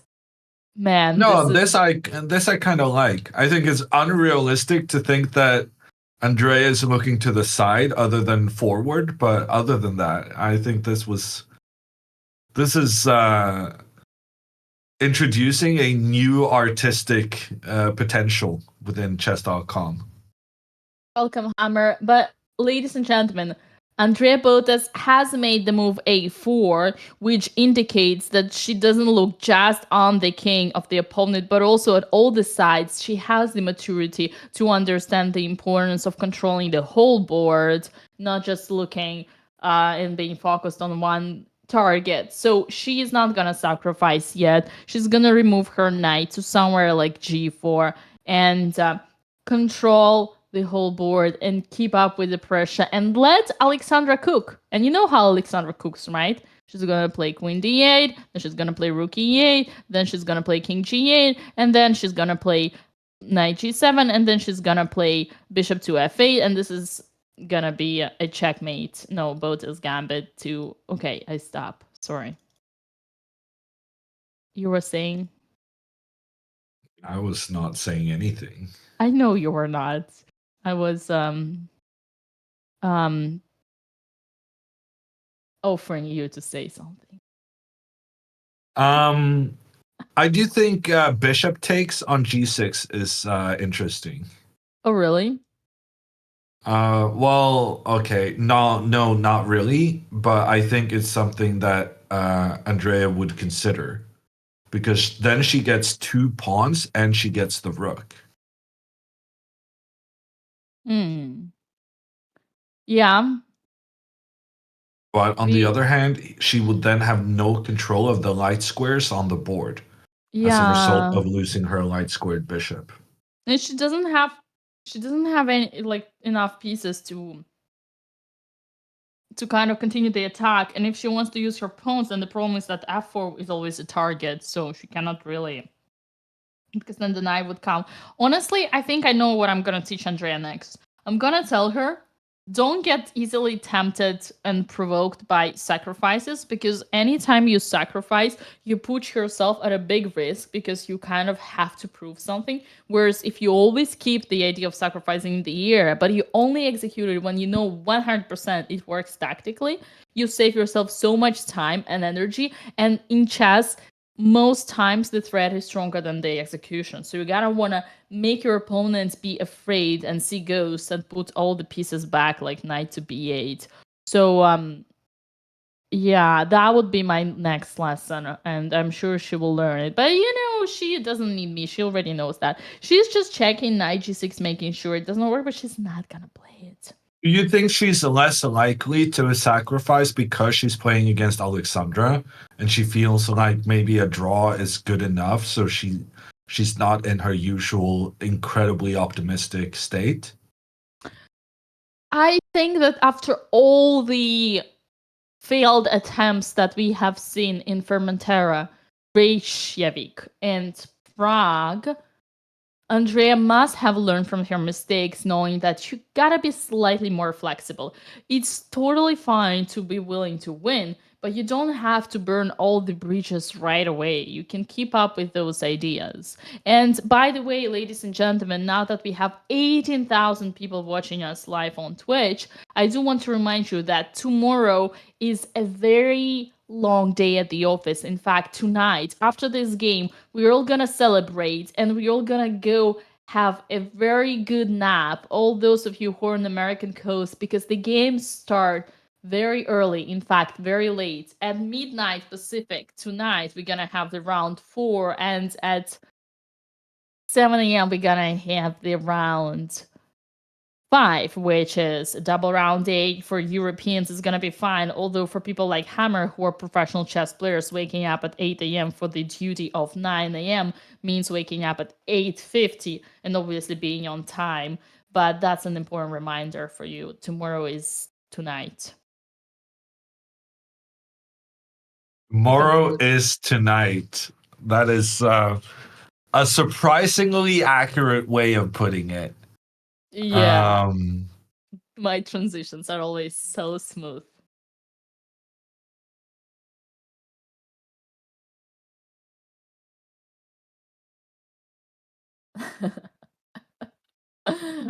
Okay, Hammer. What do Is you have here? Howl Hub the real Howl? Is Howl what? I may have missed a comment. Howl what? Howl Hub. Oh yeah. That should be him. That should be, yes, it's a real. It's a real Howl Hub. How come Howl doesn't have a sub? Stockfish. We need to fix this issue. It's a real David. I What can't do you see the say, dear? comment that I missed though. It's all right. He's gonna Chat come is back. moving too quickly. Unfortunately, Howell is not a VIP in this channel because he has not proven himself. Did Hammer get his dinner invite? I have not yet. But I did meet David's girlfriend for the first time on Thursday. And David was very surprised. It was the first time we met.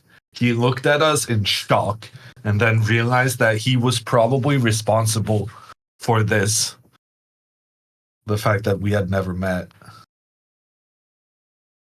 I shall not comment on that.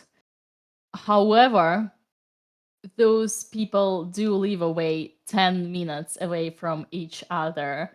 And 10 minutes by scooter. It's more if you're walking. all right, so it's like 2 minutes by car. Got it. I don't think I mean, I don't know what kind of traffic you're used to, Dina, but a scooter is faster than a car in downtown Oslo. I'm pretty sure. Oh, you guys live in downtown. You guys live in the historical city, man. I mean, yeah. I mean, now that you live in the U.S., everything in Norway is historic in comparison. I guess that's true. I just want to highlight the point that Mr. Howell is only 10 minutes away, and he woke up. I mean, he joined us because this is a historical moment. And yeah, I wish he could just come to his buddy Hammer and just take a chair and sit nearby and comment on everything which is happening right now. But his presence in chat is also very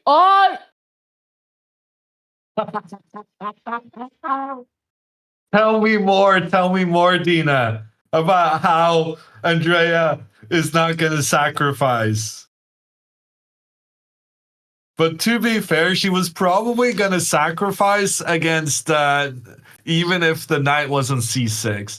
So I do feel like Alexandra kind of wasted a move here by moving the knight back, but it's all fine. It's all good.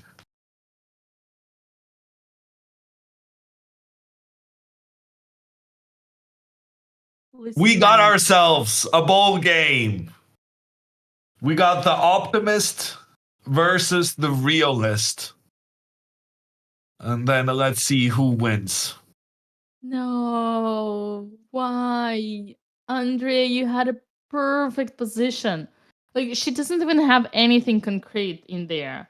Although Alexandra doesn't respond immediately, which means that she's not confident, which is great for Andrea. Alexandra takes a moment to think. Whereas, Alexandra, had she been perfectly confident, she would have taken immediately. But she's like, no, she swore to kind of not rush her moves this tournament. And I think that's you don't think that's good enough? Okay. Well, honestly, with this genie knight on b8, the sacrifice is actually totally fine. It's a positional sacrifice. Now, what's important for Andrea is not to rush again, because she actually has a solid compensation. It's I would say it's a long-term compensation, but you were free to correct me on that. Yeah, no, I mean, I think Andrea, sorry. I think she needs to attack very quickly. I think having given away a knight for only 2 pawns, if you don't try to go for the immediate attack, you're just dead lost. So the next couple of moves is going to give us a lot of information. Andrea is quite low on time. We're only on move 16, and she only has 32 minutes left. So she has she needs to make another 24 moves, and she has to play in an average of 2 minutes per move. If you include the 30 seconds she gets per move that's being made. So she's already kind of a bit slightly in time trouble. And she now has the burden of proof on her shoulders. Because she's the one who made the sacrifice, so she's the one who has to justify the decision that has been made. I agree with all that. I agree. But at the same time, Grandmaster Howell backs me up, saying that Alexandra is still thinking. She still hasn't captured back. And you know what? I'm not a fan of knight g6. But maybe it's not the worst case scenario that could have happened here. Okay, I will choose to be happy. You will choose to be happy. Well, listen, actually, I'm just trying to be positive. here because I do not like knight g6. At the same time, thanks to knight b8, I said it many times, this is the best possible scenario where Andrea would go crazy, which she did.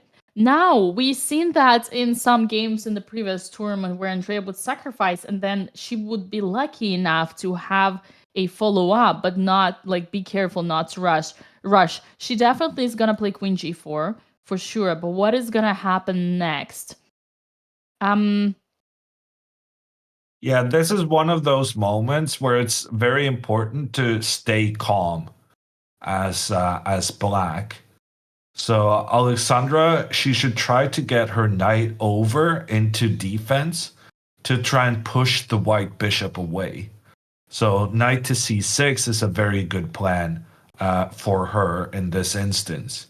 Andrea would then go for the checkmate threat, trying to use her bishop and queen together for the checkmate.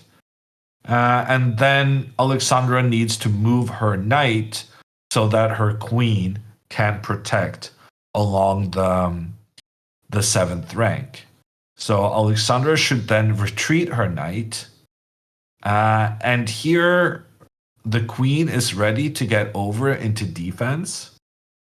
And I just think this is completely losing for Andrea. I don't understand that the computer only feels black is slightly better, because to me it looks like there's no attack and the black pieces are making their way towards the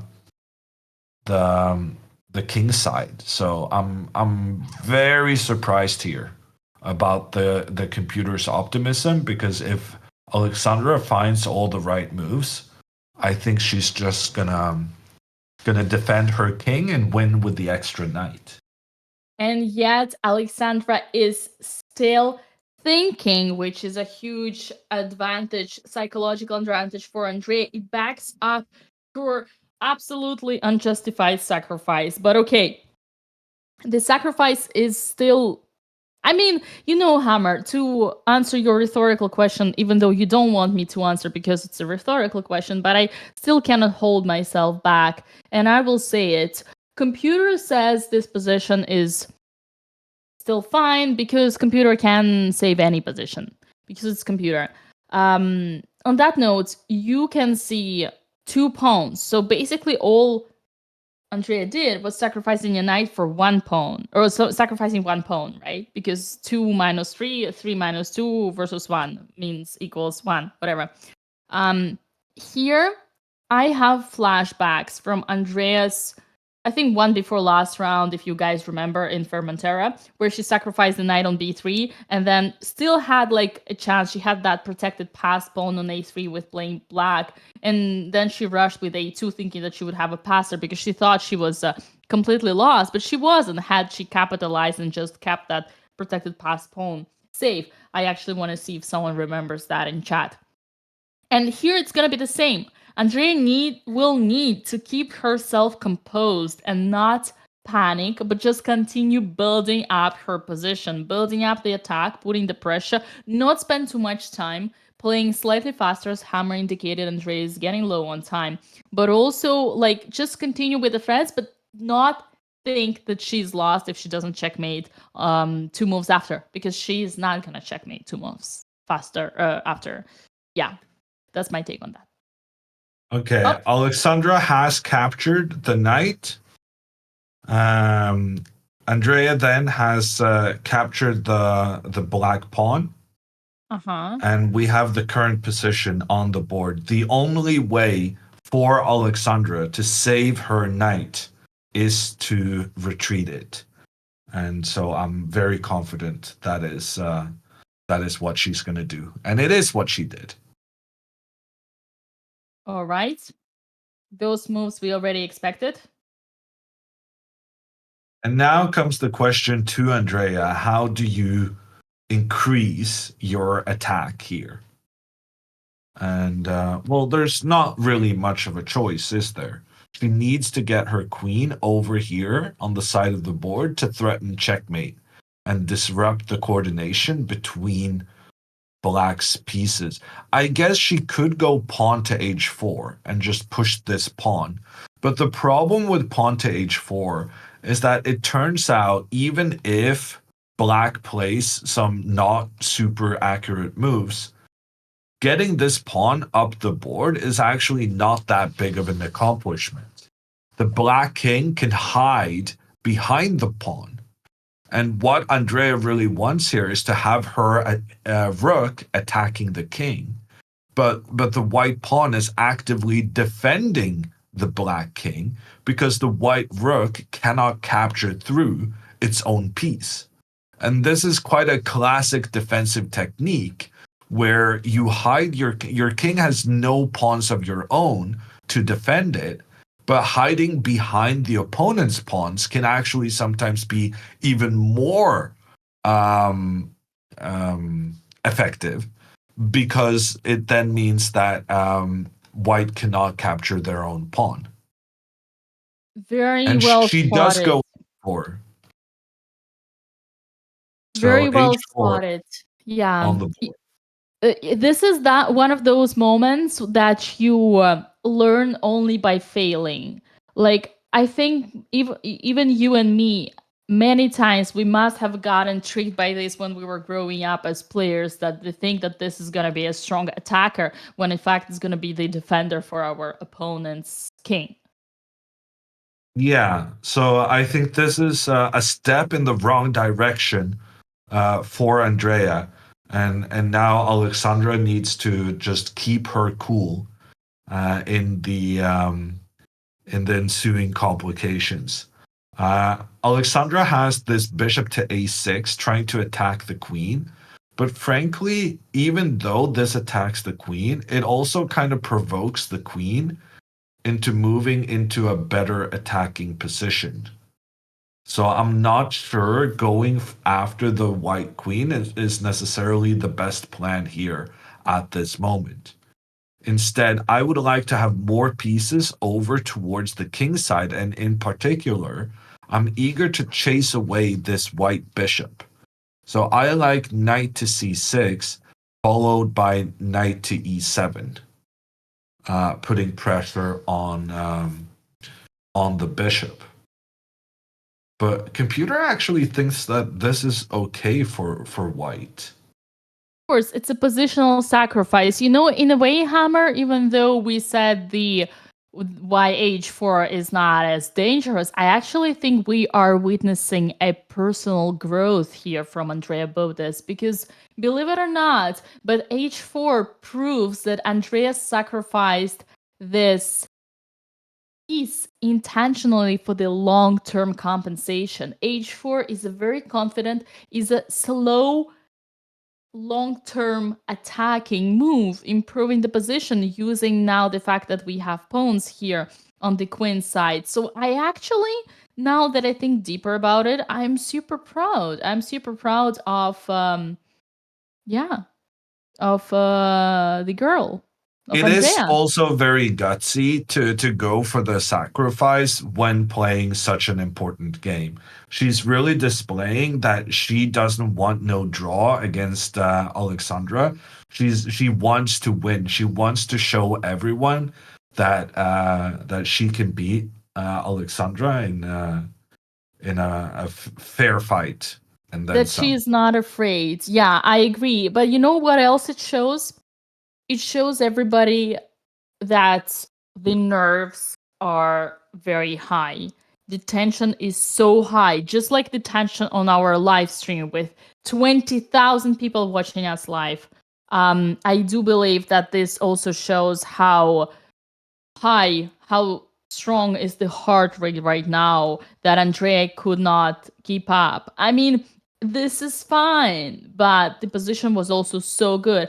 And one last thing that I will add, I actually think the bright side for Andrea here is that the more she gives Alexandra the option to think and kind of like, make moves, try to find some threats and find ways how to protect, the more often Alexandra is in a position of a long-term defense, the higher are chances that Alexandra is gonna overthink and put another piece on the 8th rank. Yeah, no, I could very well see that happening, but putting your pieces on the 8th rank is more okay when you have an extra knight, though. Right. Especially when they protect your king from that 8th rank, all the way from B8. Perfect protector. Well, I'm thinking more like if we get it over here. Right, I was roasting. Don't worry. I know what you're meaning. But yeah, basically, the strategy for Andrea in this game should be, or I gonna pretend that I want to sacrifice. I sacrifice. I'm gonna pretend that there is a tag. I'm just gonna build up the tension and let Alexandra go crazy and like just. We had it. We actually saw that in one of the games in Fermentera when Alexandra, remember chat? She lost to that, I think it was some Rusted FM, when she only played her queen and her knight 20 moves with the queen and the knight, trying to protect her king and her bishop on c1, and the rook remained undeveloped, and then she lost the game very fast. But that being said, the exact same strategy should be for Alexandra. Basically, giving Andrea the temptation of sacrificing, because Andrea always goes into the crazy attack sacrifices, and basically like a Ferrari goes 300 miles an hour and flies into the ocean. Okay, not into the ocean, like straight into the wall. I thought you were gonna improve that sentence, and then you went straight into the wall, which just is still bad. Yeah, both sisters have their own weaknesses, and the idea here is to get into the mind of your opponent and use your opponent's weakness that you're aware of into your own advantage. So Alexandra should let Andreas make this crazy sacrifice, and Andreas should let Alexandra go crazy into the defense. Knight c6 has been played. Andrea is gonna be in time trouble. But for the next move, what's good about this pawn to h4 plan is that her next move is very obvious. She wants to push this pawn as far as possible in towards the black king. So she shouldn't spend too much time on playing pawn to h5 now next. Correct. Which is great because fast moves gonna save time for Andrea. I feel like I need to leave you now before it's getting real hot, because we're gonna have 20,000 now here, 22,000 on Twitter, and we have another 9,000 on YouTube. Hammer, I'm gonna leave you now because it's getting spicy. I need to get my ready for the other 4 hours. Did you say something, or did you just skip to ready? I skipped to ready. All right, I'll be right back. It's getting so spicy, Dina has to go fetch some milk or something.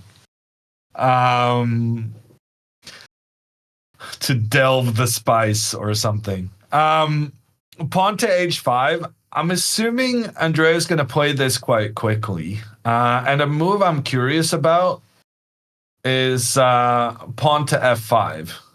Milk? Do you guys not know that when things are spicy, you use milk?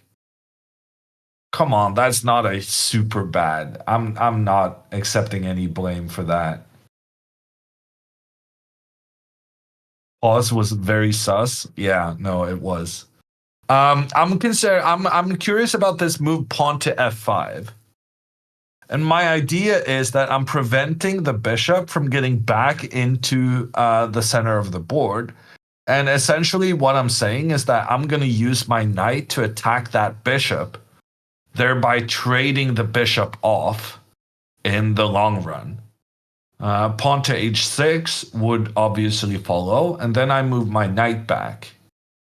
And here, Andrea has a massive problem that she's struggling to get her bishop back into the game. And if Andrea just continues trying to move pieces into attacking positions, then the knight will even move, attack the queen. Queen moves. Okay, you're attacking my king. I move my king away, and now I'm coming for that bishop with my other knight.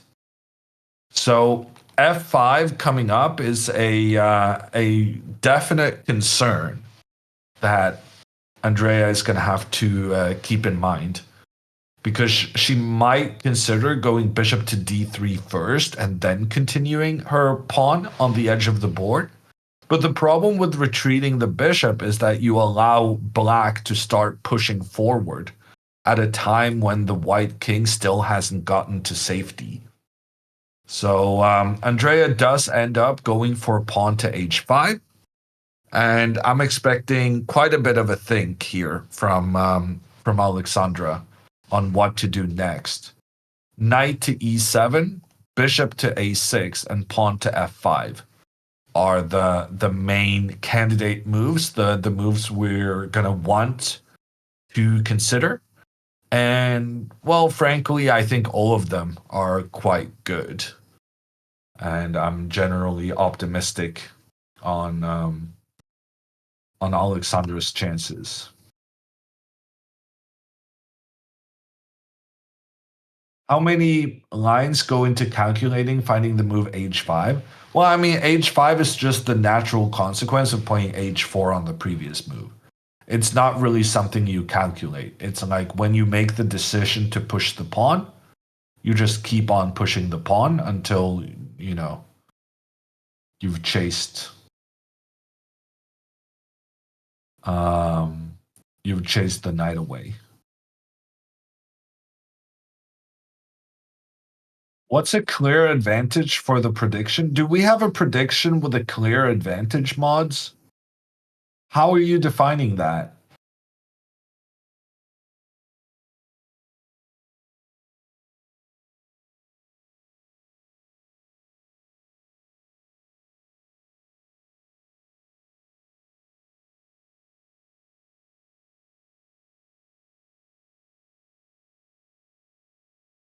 What if you push e5 anyway? Yeah, e5, actually, yeah. I should have mentioned that as a possible move.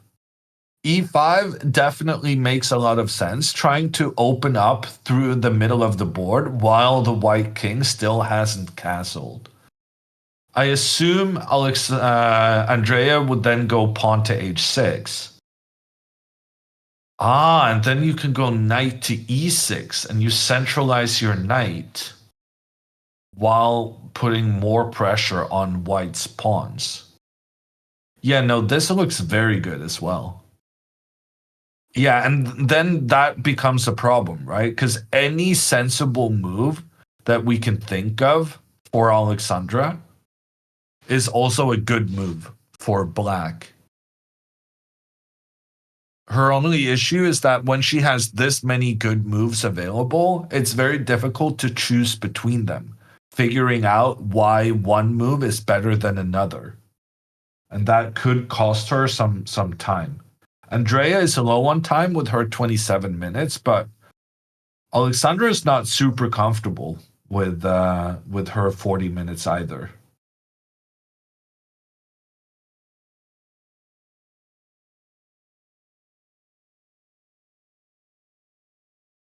Let me know when you think either sister has a clear advantage.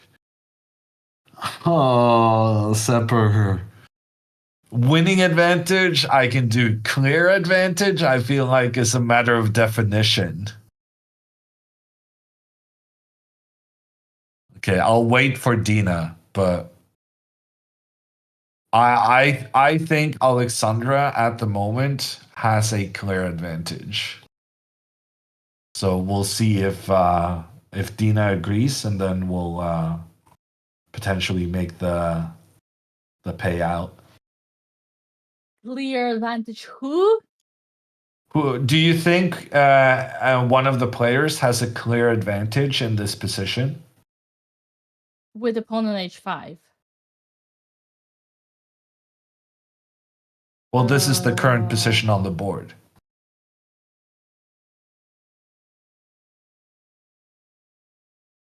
No. She said no, chat. I don't think she's completely unbiased, but complaints can be directed to Dina Belenkaya. Nope. Alexandra's thinking. Alexandra's under pressure. Alexandra has an extra pawn, but she's under attack. What advantage? Advantage who? For either player. No. No. Still unclear, Dina says. Unclear. It is unclear. Everything's gonna be decided in the next few moves. And Andrea has been playing pretty fast h4, h5. So, oh my lands, only 10 minutes now time difference for the sisters. I think, Hammer, we gonna see the spiciest game of them all. And how have you prepared for the spice about to happen? Well, first of all, I have the Dune remix for all the spice. Andrea already has blue eyes there, and I have my other version of the tea kettle right here. Nice. Plus, everybody, we have a very special $20,000 giveaway for the entire tournament. And for today, $1,000 is going to be given to someone who's going to claim, one of those people who's going to claim the participation in the giveaway. Use the command raffle and Coinbase, fill in the form using your affiliate email address. $1,000 to each viewer. $1,000 is gonna be won by a lucky chatter today. You do participate only once, and that guarantees you the place in the giveaway for the entire tournament. And who knows, if one of the sisters wins, we're gonna have another 1,500. 3 prizes of 500 each. So far, both sisters have been winning, and we got 8 winners by now, 4 and 4 on every day. So yeah, everybody is prepared. And everyone is spamming raffle in chat, but I want to remind you that in order to participate, raffle only gives you the link to the Google Docs that you have to fill out. So it's not enough just to put !raffle in the chat. You have been warned. See, Hammer, you're so natural at this. I don't get what you were. I mean, you don't have to answer that. In fact, you shouldn't answer that. But you are natural with E5 has been played, Dina. With chess as well. You're natural with everything. Pawn e5. So we had actually a chatter suggest why not e5 now, and chatter gets a point. Because Alexandra is trying to blast open the center of the board while Andrea still has her king there. And this is becoming very, very intriguing. But at the same time, computer doesn't necessarily like this that much, because the computer says after takes, and castles, even though Alexandra can keep capturing stuff, here white only has 1 pawn in trade for a knight. But on the other hand, here white has very clear open files to point down towards the black king. So it would seem that Dina was right to ask us to hold on the prediction and try to find a even clearer situation before we call it a big advantage for either player. That's impressive. That's so impressive. And yeah, I think the only problem is that in that line, I think the number of pawns, like it's like a minimal pawn sacrifice, right? So I doubt that Andrea would understand that so deep, because here for a piece, she only gets 1 pawn, although that piece looks like a dead soldier over there after h6 coming.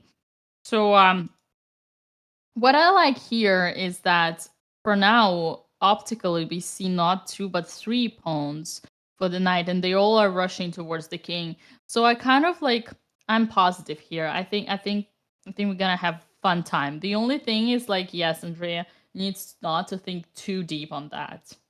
Well, I think this move, pawn takes pawn, is easy enough. But then realizing that you're supposed to allow your opponent to capture the next pawn, that I think is very, very difficult. Agree. If you take on e5, however, that would be a massive mistake on account of knight takes e5. And then the idea is that as the knight gets activated, for instance, after castling, there's bishop to g4. And the bishop points down towards the white queen. The white queen has to move, and then the rook is in trouble. And there's also trouble down the f file as the black rook has activated there. So it's very, very important for Andrea not to capture twice in the center because it would activate black's knight. But that is, as humans, our number one instinct is just avoid that our pieces get captured. And as humans, it's very difficult to make the realization that you're supposed to just allow your opponent to continue capturing in towards your position. Yeah, I cannot add anything to this. Very clear, very beautifully said. You need to sacrifice this pawn for the sake of your rook activity. And perhaps if Andrea does find it, then I think Coach Hammer should beg Andrea to be his student again. I don't know if I would go that far, but I would be very impressed. A compliment from Hammer. Is that no, a conditional compliment? She's not getting the compliment until she actually makes this sick pawn sack. Of course, the compliments from Hammer are very limited. It's only when you really deserve it. Only when you make a grandmaster move. But she's gonna do it. I can see that. She's gonna do it. You know why? I have faith in my girl because she knows how to sacrifice. And by the way, we're getting reminded that today, after the game ends, we are premiering the brand new exciting video on YouTube with the one and only Grandmaster Noroditsky.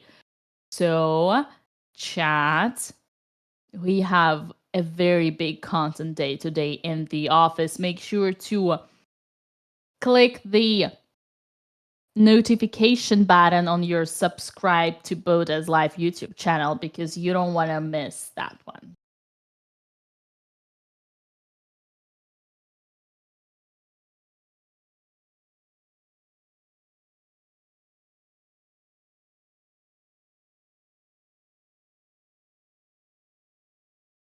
Ooh, what a beautiful little yawn out come there. on. Are you bored? Are you bored, Coach Hammer? Well, I mean, they are kind of slow. All right. Andrea, can you please sacrifice another pawn because Coach Hammer is bored? Here comes I mean, Peter. the position is not boring, but the pace at which we're getting new moves is a bit of a... Jan Ludwig Hammer. Yeah, that's me. Jon Ludwig, however, Hammer. Jan Ludwig, however, Hammer. lots of potential. Have you noticed the guy sitting behind the girls, Dina?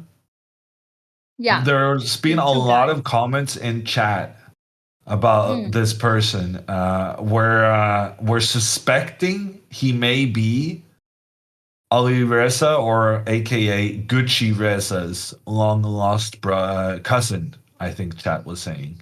Oh, really? Yeah. Would you agree? Would you agree that this man has the Gucci Reza drip? And Well, he in does have your, Italian flag, right? I mean,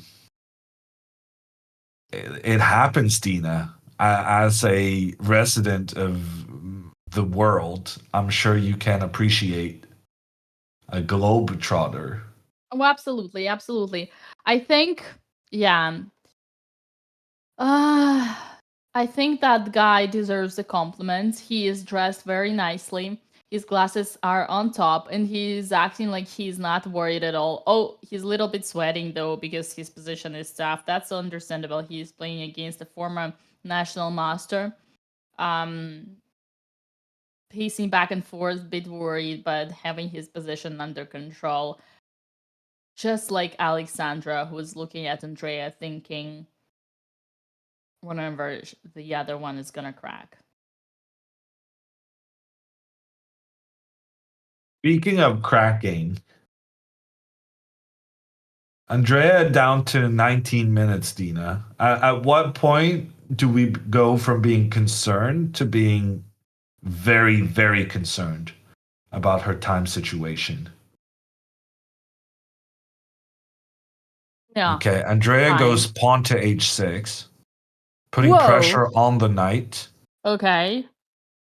The question is, where does Alexandra now put said knight? Knight to e6, way better than all the alternatives where it's centralized but not an easy target for the white pieces. Can I suggest the pattern that we've seen before? Or would that be too mean from my side? I mean, if she does go back, we'll let you do all your retreats how you like. Uh-huh. But I think she's moving forward. All right. Little bit of trolling doesn't hurt when it's oriented to help them improve. 96 is the strongest here, and we're witnessing that situation where Andrea does not know, and no one would unless they experience that failure. It's a big myth in chess. The pawn h that is about to attack is actually a defender, because the king of the opponent is gonna hide behind this pawn and feel the safest guy ever.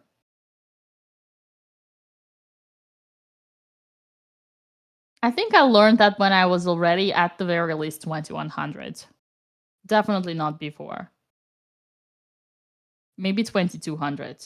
I can't quite remember. I remember the shock when I realized that h pawn is never an attacker on h7. It's a defender. Dina, do you think it should be allowed in chess to use a move to remove one of your own pieces?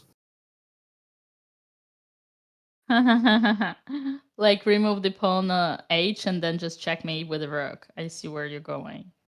Well, I mean, not checkmate, but like you would have to spend a move removing your own pawn from the board. But would chess be a more exciting game if that was a rule? Usually people who how you say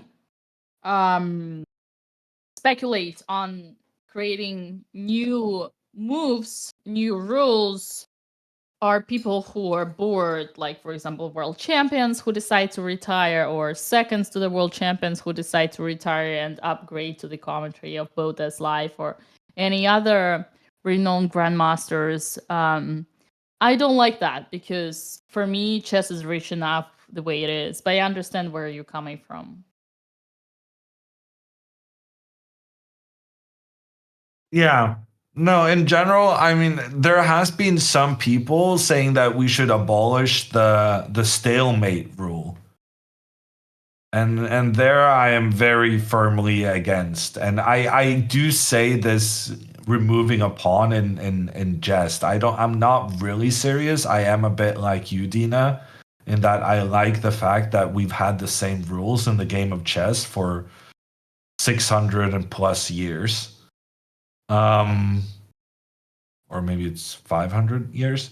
Anyway, Um, it is a maybe not a problem in chess, but it is interesting to think about how removing a pawn could actually be a increase the kind of pace of the game, because it would create a lot of attacks that currently don't work because of the theme you mentioned. That then would work, because you spend a move putting the pawn off the board, and suddenly you have a rook pointing down at your opponent's king. Right, and we had the move, and it is not the move on the 8th rank. It is knight to e6 indeed. We have the famous streamer, the fourth sister, aka Nemsko, in chat, who just subscribed for 54 months. Welcome, Nemo. Nemo is rooting for the BOTEZ. Nemo, you know that BS doesn't fly here. Bill the Beans, who are you rooting for? Don't hold it like Mama or Papa BOTEZ.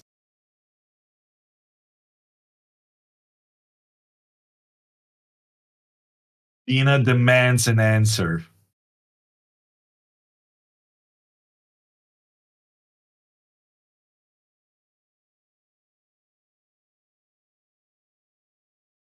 Alexandra made that move reasonably quickly. And so the time pressure is still very much on Andrea still.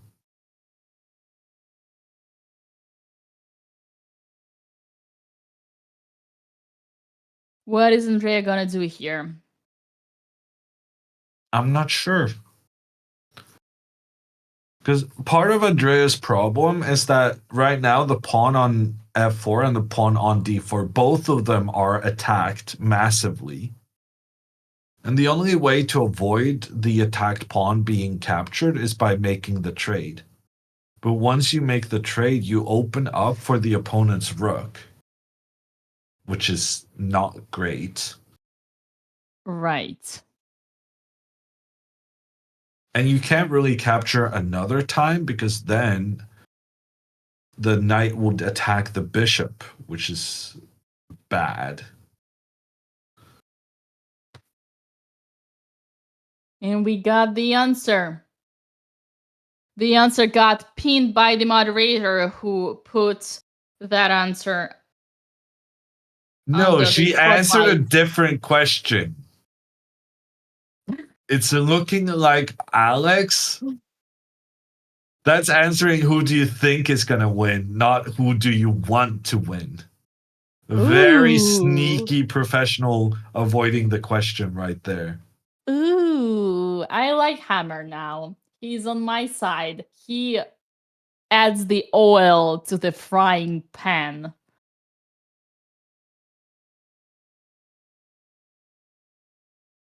I want Papa BOTEZ to win. Wow, that's a cop-out if I ever saw one. Papa BOTEZ is actually pointing a finger at me, but I already opened the cards. Yeah, no, I think we've already kind of revealed. We're divided in the commentary booth. Dina is Team Andrea, and I am Team Alexandra. So we're playing with open cards. Oh well is adding oh well to the frying pan. David, the master of diplomacy, the most diplomatic commentator out there, who is your pick in this match?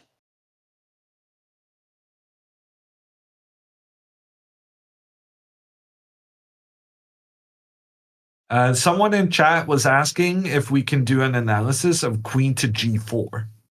Great idea. Which I'm happy to do, because here the queen would point in towards the black king. It's fair to assume that when you get this pressure, you're going to be tempted to move your king away. Mm-hmm. And that's quite a good move. You also have to deal with the fact that your queen is now on the same diagonal as white's queen. And very importantly, if white then tries to attack the black knight, it turns out Alexandra could then ignore the attack on the knight and just continue capturing pawns. Because if white then tries to take out the knight, you actually end up losing the queen because you let your queen stay on the same open file as your uncastled king. And this is why, kids, we like to castle our king. Hell yeah. So, queen to g4 has a threat. I Pointing wanted the to queen. suggest this beautiful knight to g5. What do you think about that? Knight g5, I think, is fine. Queen h5, and then the question is, what are you gonna do with our knight? But we can take the pawn. I mean, this is kind of, it's like, gotta be careful. I guess the knight is beautifully blockading this file. It's not the same when back at the times when it was on g7. And obviously, chat, you cannot take the knight, right? You understand that this is a BOTEZ gambit.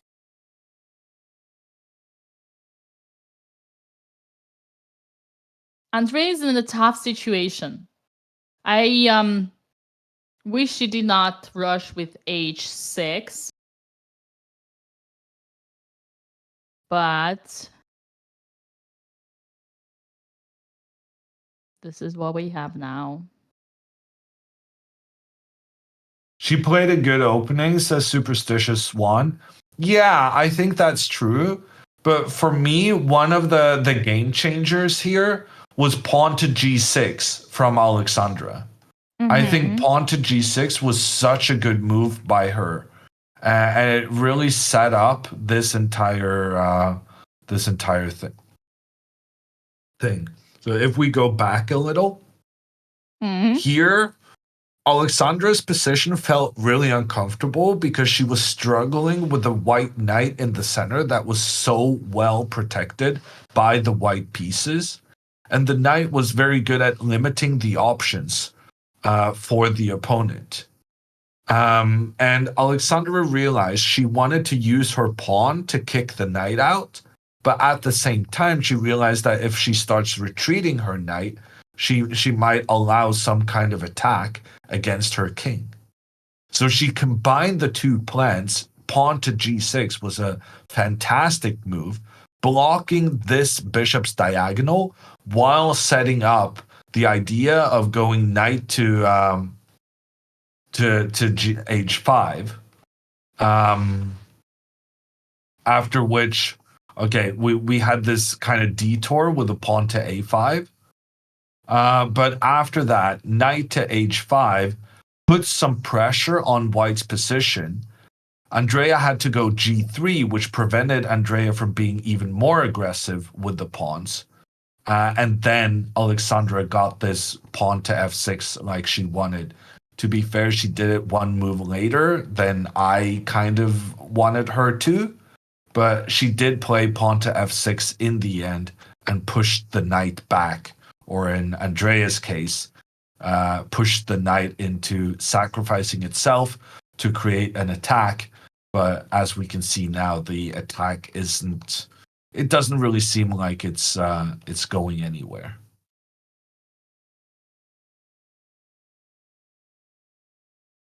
Beautifully summarized by Coach Hammer. And yeah, one of the takeaways from here, there are many takeaways from here. One of the takeaways for Andrea is to stop rushing into the emotional sacrifices and instead being more holding on your emotions longer and keeping up with the pressure. Playing mind games, making your opponent fear more the upcoming sacrifice. And another takeaway is that the H pawn is not a real danger or attacker, because once it gets pushed, it is actually becoming the enemy, the biggest enemy of white, their own pawn, because it is a defender of the king, of the lord.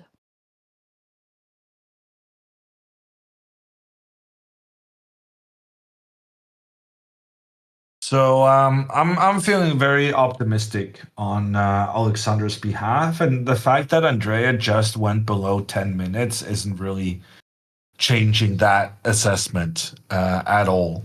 Andrea now has to struggle with being down a piece, but also being very, very down on the clock. You know what I think now, Hammer? I think for the sake of content, Andrea should have used the strategy of not sacrificing early in order to keep the game as tense as long as possible. Because the problem of this short sacrifice is that it might backfire and might see a very short game, and that would be slightly unfortunate because we wanna have we have got all our popcorn ready. We wanna stay here for a moment. Yeah, are you going to be the one to tell her after she's lost that, oh, you shouldn't have made the sacrifice? I think she knows. No, I don't. I'm gonna. Yeah, it's hard. I don't think that would be a wise decision. No, I'm not. I'm growing. I'm growing here on the BotezLive. I'm learning how not to tell sisters what I think about them unless they specifically ask for it. One of the tricks, Dina, which I feel like, oh god, Queen G4, chess.com gives a double question mark. That's harsh. But that means we can pay out the prediction. The queen is coming in to point down on the black king, but the king can just hide in the corner. There's plenty of other good moves as well. But I think the prediction is safe to pay out. And in fact, Alexandra now plays king to h8 very quickly. So she's feeling confident about her position, and she's happy just to get the king away from the queen's reach, while the white queen now is on the same diagonal as the black bishop. So Andrea's going to have some concerns to deal with there.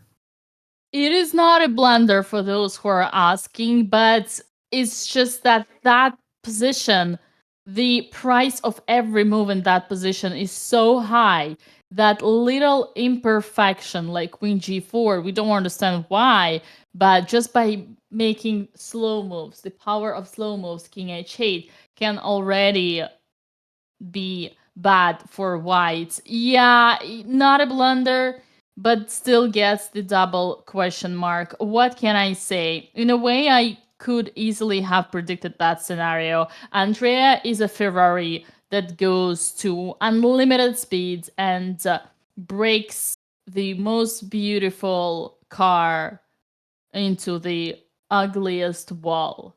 The wall here is Alexandra. I kind of agree with you, Dina. I don't think this was a massive blunder because I think her position was pretty much lost already.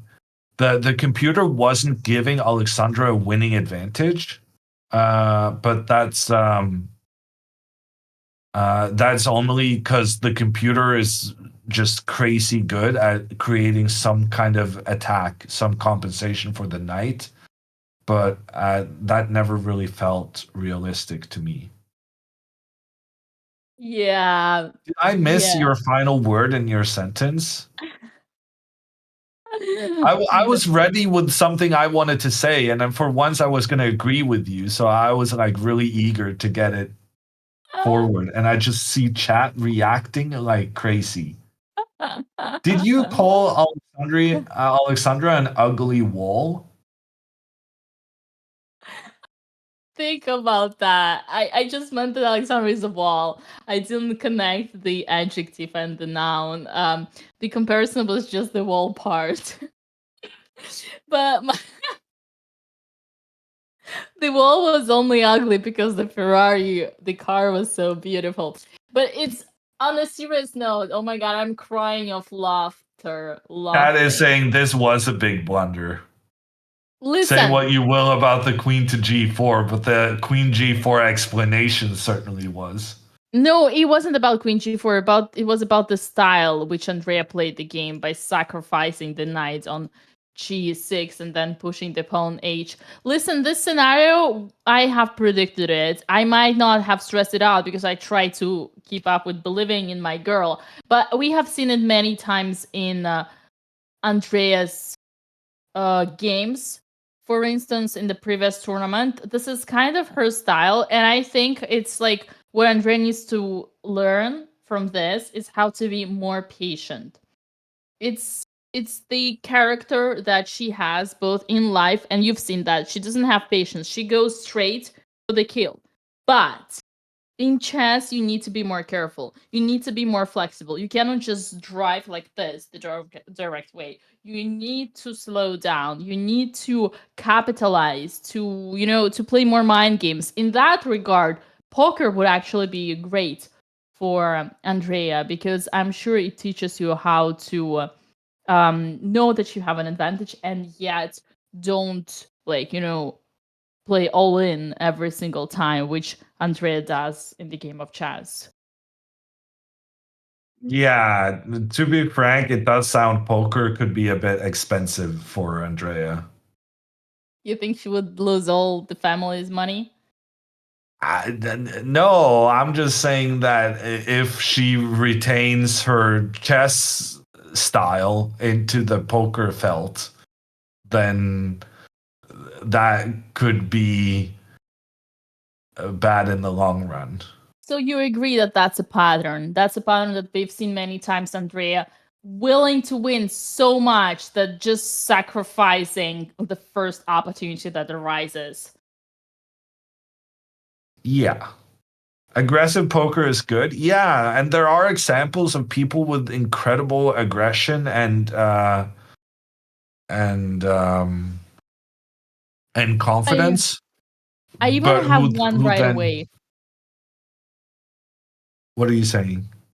I even have one example right away. Sorry for interrupting, Hammer. The example was earlier today in chat. Nemo has won this first celebrity poker event that we all four of us played. It was Andrea's and mine first poker tournament. It was back in August last year in Vegas, and Nemo won it by playing super aggressive, all in every single time, and scared the shit out of everybody on every tables, and it worked. But yeah, Hammer, you were saying this is not a solid long-term strategy.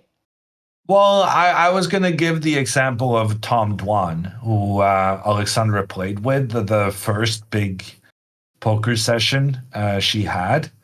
And he was an incredible player, making very aggressive bluffs and getting away with it because he put so much pressure on the opponent. But in the long term, Tom Dwan struggled to maintain a profit because of the risk inherent in all the big bluffs he was playing. And in the meantime, Hammer has been updating the moves, and it was indeed King H8 and F5 and Knight to G5. Advantage of Black only continues to grow, and the problem is that even though the bishop on G6 looks beautiful and the pawn on H6 looks beautiful, those two are worthless right now. Yeah. And the knight on G5 is fantastic because now there's no pawns that can attack the knight. The knight is going to be very nicely placed here for, pretty much the rest of the game. Well, Andrea might want to go after it. Something like bishop to E3, trying to exchange it. But she first has to deal with the pawns in the center, though, Dina. That's true, but at this point, she's just burning all the bridges, in my opinion. Well, I think there's no matter what she does, she's dead or lost. She's down a knight. And she has 2 pawns for the knights, but her king is not castled, and she's having a lot of trouble with the activity of the black pieces. And I think Alexandra is executing this defense quite well. After Andrea sacrificed her knight, she never really stood a chance.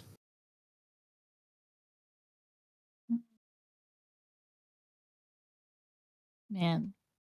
In my opinion. Well, there was a hope with the pawn on when the pawn was still on h5. Wow, she castles Dina. Ooh, that's some maturity over there. It's a bit late though. It's moved 23. You're right. I mean, she learns, but she accepts her mistakes, but a little bit late. What happens after take? Alexandra does take. Oh no, sorry. This is your board. Yeah. Yeah, I'm not sure Alexandra should take. Because that would open up for white to potentially point a rook down on the black queen.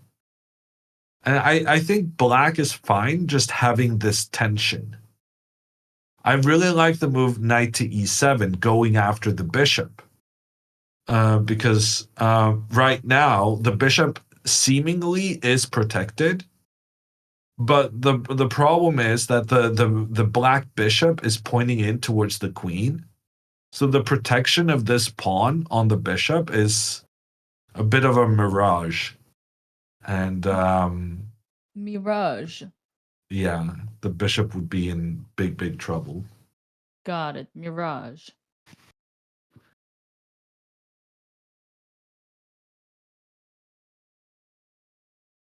We're learning chess and expanding our vocabulary.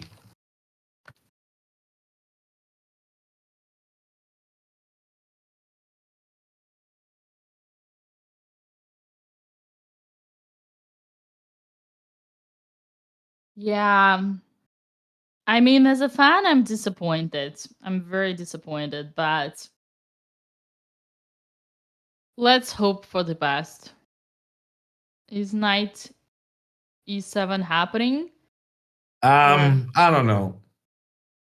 But it makes a lot of sense to try and trade pieces when you're up material. Agreed. And Rogue Note is tracking with 5 gifted subs. Appreciate that. Just for the...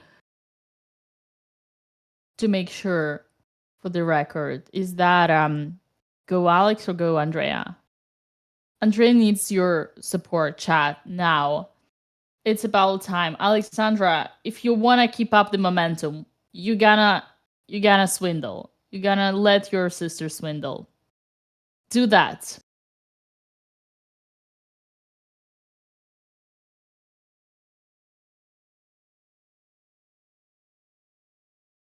Andrea only has 2.5 minutes left. So she's in a very precarious state, both on the board and on the clock. And Alexandra does find knight to e7, and she does it without accepting the trade between the pawns. Alexandra is playing very well right now. I think Alexandra has played very well throughout this tournament. Right, especially when she played knight to b8. I mean, she's not a 2300 rated player, no, but she is playing at like I don't know. I mean, I don't think she's made any huge mistakes this entire. Oh, she did blunder queen takes d5. Like there are some minor mistakes being made, but at the end of the day, she's getting the job done. And after this win, Alexandra will be #1 in the tournament. All right. After 3 rounds. I actually agree. No, I was being mean without I was just being mean without any base. This knight to b8 is just that one of those things that we need to adjust. And I put the responsibility for that on you, Hammer. Just that. Otherwise, Alexandra has been indeed playing good. After pawn takes on e5, bishop takes on e5. Now Andrea's bishop on g6 is under attack because it's pinned because of the bishop on c8. And I do want to highlight, but in fact, the position of Andrea is so lost, not because she's down a piece for 2 pawns, or but it's also It's actually because Andrea is down two pieces. Because this bishop on g6, guys, everyone's watching, you understand that that's currently a fake bishop. That's not a real bishop. So it's not in the game. It doesn't participate anywhere. It only helps black in a defense. So it's like she was 2 pieces down. Yeah, and now in order to protect, like, I think it's over. I think she might resign.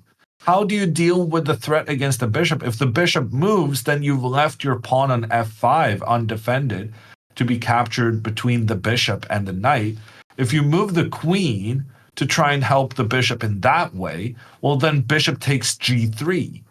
And Alexandra captures one of the very few remaining pawns to protect the late castled king on the king side. So I think this is just over. No, Hammer, it's not over. It's not over yet. We're not losing hope. We believe in Andrea. Andrea is the biggest fighter of them all. She's gonna play queen to h5. She's gonna fight until... She played queen e2, Dina. Okay.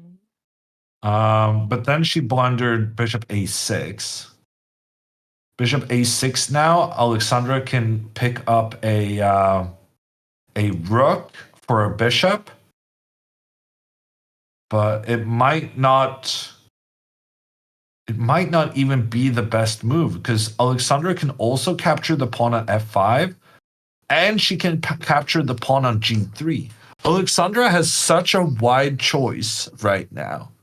But I'm going to say bishop takes g3, probably the top option, just removing one of the pawns in front of the opposing king. Okay, Alexandra goes for bishop takes f5. So she's just making sure that she's going to get the trade between the bishops. And after the trade, Alexandra will take back, and now she has a massive pressure against this g3 pawn. But she's also threatening to just take out the h6 pawn as well. The black pieces, look at how well placed these guys are. And look at how these pieces are controlling all the squares in towards white's half of the board. It's a dominating position for Alexandra here. And she's executing it with good accuracy.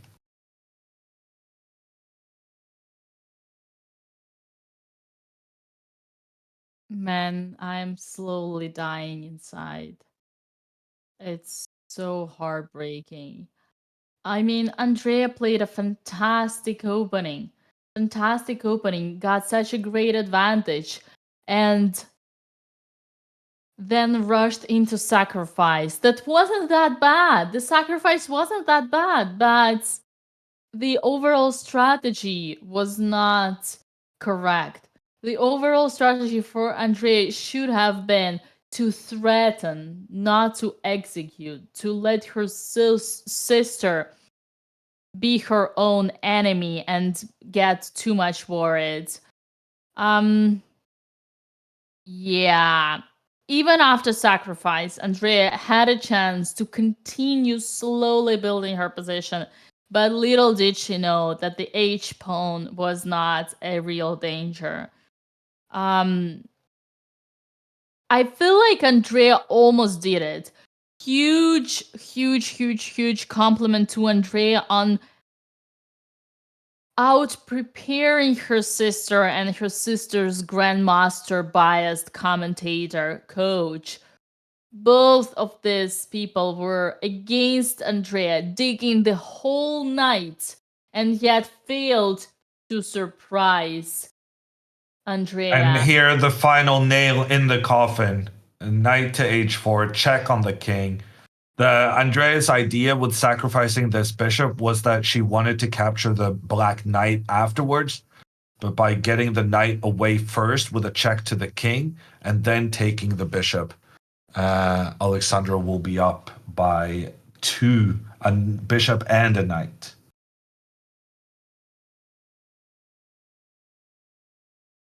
Amazing preparation by Andrea. She was so good. She started so well and so confident. But unfortunately, that weakness of Andrea that exists already, that existed before, still needs time to fix. We need to work on that, and we will work on that because Andrea is a natural talent in chess with very few hours that she ever dedicated to the game, with absolutely zero knowledge of the basic strategy and pawn structures. What is French? What is Caro? What is Carlsbad? What is Italian? What is Spanish? She managed to out-prepare her sister. She managed to already cross the 2000 rating ELO, becoming an expert in chess. And the sky is the limit for Andrea Botez. All she needs is to fix those small weaknesses, such as slowing down when riding a Ferrari.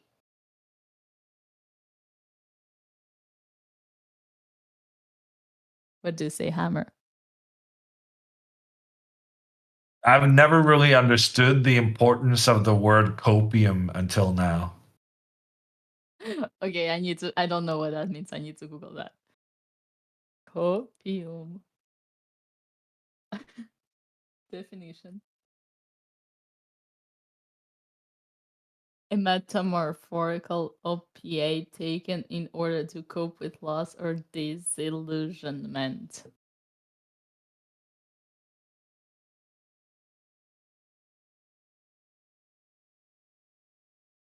What does copium mean on Twitch?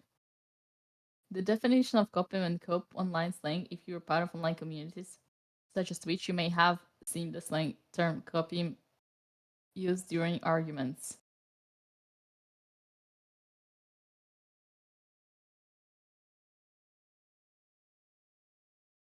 The word comes from cope, to deal with a difficult situation, to try to feel better. And opium, which is an addictive drug that can be taken to feel better.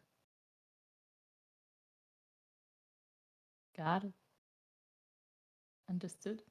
Hammer getting out boomered for the first time in his life.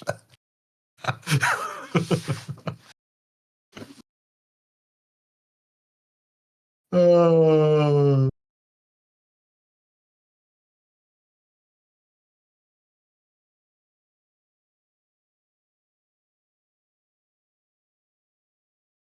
Unbelievable. Now, after queen takes d5, Andrea has lost another piece. After rook to d8, there's no way for her to defend her knight. And rook d8 has been played by Alexandra. It's only made in 10. The only thing Alexandra needs to watch out for now is the queen somehow getting to the g7 square. That would be checkmate for white.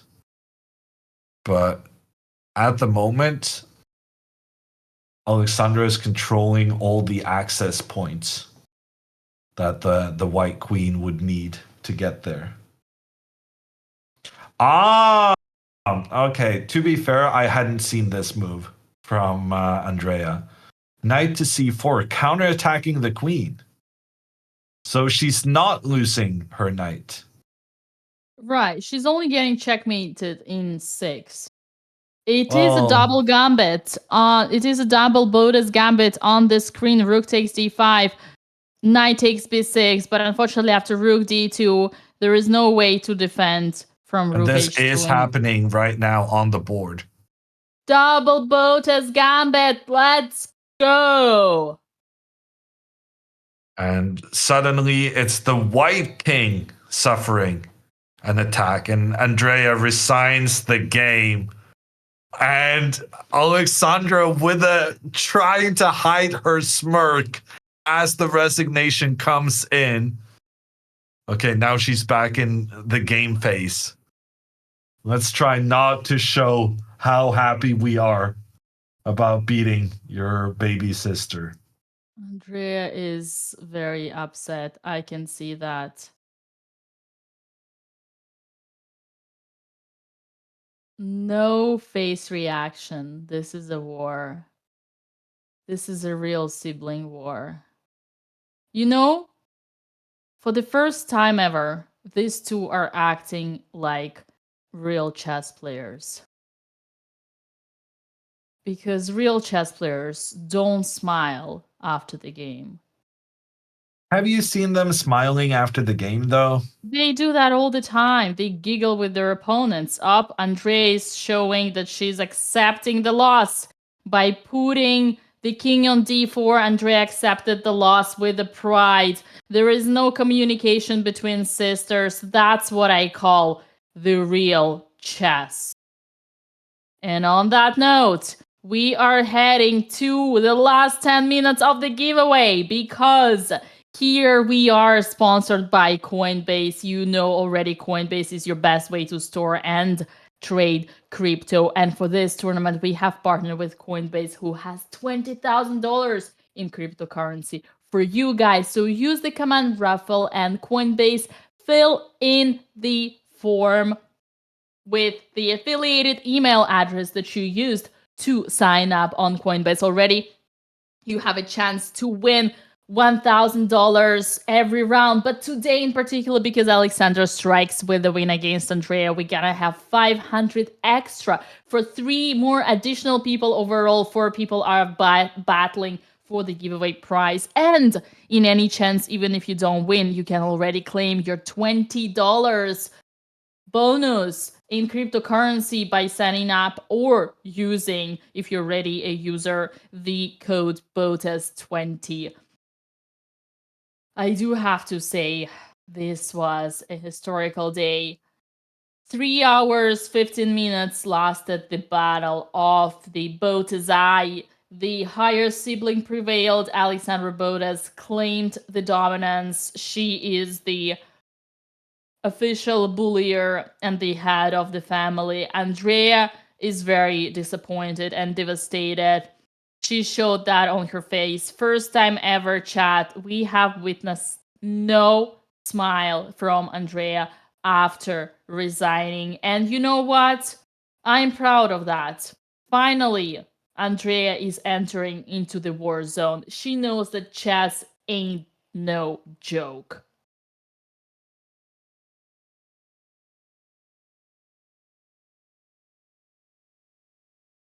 What do you say, Hammer? Well, I was just wondering if I just keep quiet, will you continue talking? But the awkward silence gambit didn't work out on this occasion. No, you're fine. I actually love when you're awkward silence. That's why I always try to put you under the lights. I remember when I beat a grandmaster on stream last year in Reykjavik, as we say in Norwegian.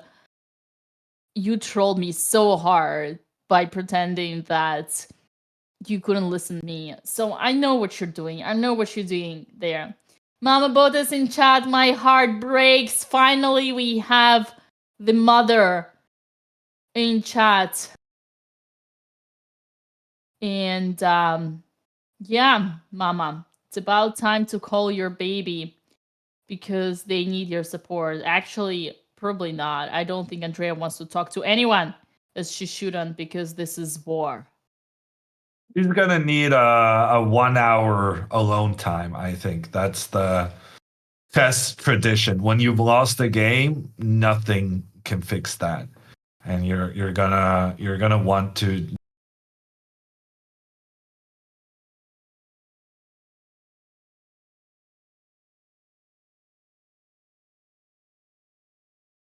you were actually better during the game. Yeah, those kind of comments, whatever kind of comment people try to make, it's always going to be the wrong thing to say. It depends on people and it depends on the words. I do know for myself that bad words can tilt me even more, but there are people out there who actually have good words. I remember when I was a kid and I would like finish my games. I mean, when I was a teenager and I was finishing my games, whenever I would win, I would always call my mom. But whenever I would lose, I would always call my coach. I would never want to talk to my mom because she would always tell me something like Papa BOTEZ saying, "Why did you spend 1 hour on move H3?" When he said to Andrea, yeah, my mom would tell me so hard because she's also a chess coach and was my first coach. But my real coach at the time, like master, he would always find the right words. He has a degree in psychology. So it depends on what words. I think for Andrea, in any case, she's not gonna want to talk to us, which is understandable. And I think we need to praise a lot of achievements have been done, especially the beautiful out preparation, as I mentioned before, of Alexandra and her grandmaster coach Hammer. Beautifully out prepared. Andrea got such a great position out of the opening. And didn't necessarily have to rush with the sacrifice, but instincts of a fighter always move forward. Ferrari instincts prevailed and she sacrificed. And even though then she could have continued to capitalize and not rush, but here we go. 4 minutes left for the giveaway. Don't forget to participate. Use the command raffle and Coinbase. Fill in the form. Use the email address for your account on Coinbase, and we're gonna soon know the winners. And Alexandra in chat saying they're walking back to their rooms. Mama BOTEZ in chat praising Andrea for her resignation and the way she made the resignation. Speaking of parents making the wrong comments after a loss and how nothing can really, yeah. I mean, big fan of Mama BOTEZ, but praising the way you resign is not gonna be that's gonna make me go a little crazy in my frustration. Well, with Mama BOTEZ, I agree. I was proud of Andrea the way she did not want to have any fake bullshit smiles to her sister, because that was an important game and she gave her heart and soul into battling that one out. So I was happy finally my girl Andrea was serious like she should be. So putting the king on d4 herself, claiming the result for the DGT. Those who don't know, you do need to put the king on d4 and e5 to make the DGT understand that black is the one who won. We have 2 minutes remaining for the giveaway in the meantime. And right after that, we're gonna have sisters for the interview. Hammer, what are you gonna say to your student? Well, I am gonna ask her about the opening that we had talked about last night. Because I was somewhat surprised to see her going into the main line of the London system, when that is in fact not what we had prepared. And I took the time. Last thing I said to Alexandra before hanging up the phone last night was, make sure to spend a little time in the opening so that you don't mess up early on. And like I was trying to emphasize, don't spend more time on move 15 in the prep than you spend on move 5. If you don't get the first couple of moves right, then the last moves of the prep just don't matter. Because she has previously mixed up some move orders in the past.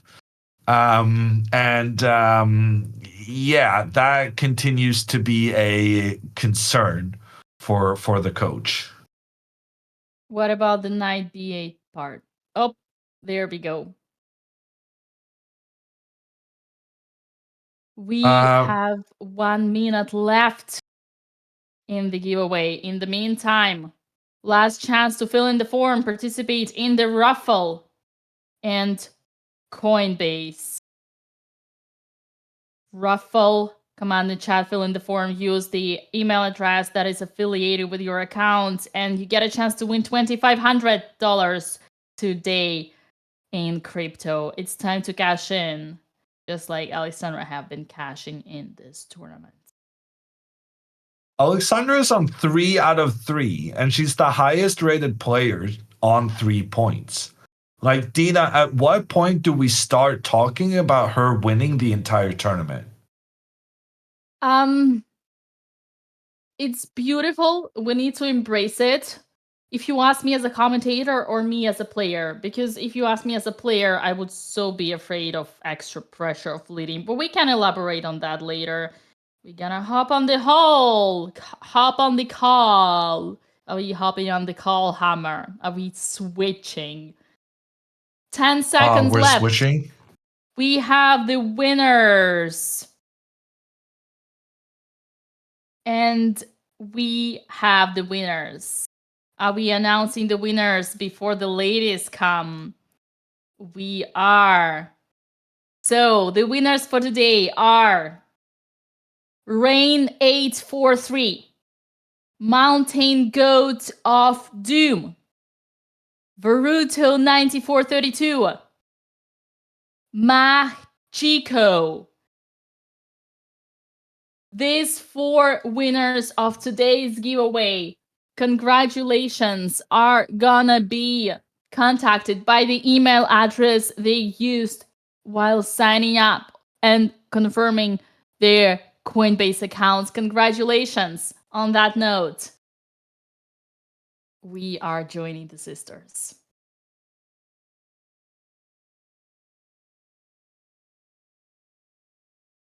The BOTEZ Civil War interview.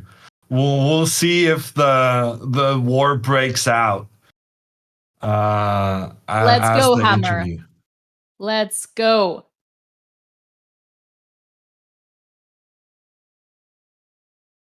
Okay, and the fact that the cameras are now officially messed up means that I guess it's happening. The people are coming in, I think. Or we lost Dina for no good reason. One or the other. Okay, I guess we lost Dina.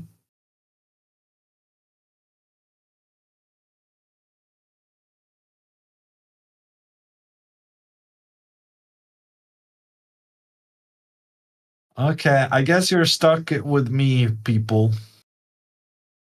All right. So the switch was not for me, but for the sisters. Got it. Yes. Got it.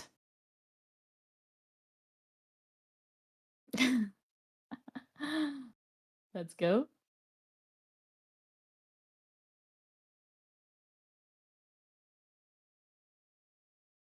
We have like 3 different Discord groups, and Andrea was calling us on another one, and we needed to make sure that they got on to the right call. So we waiting a very long time to get the girls on, but we're gonna make it work. We're waiting for the most epic interview, and there they go. Again. Oh. Hey.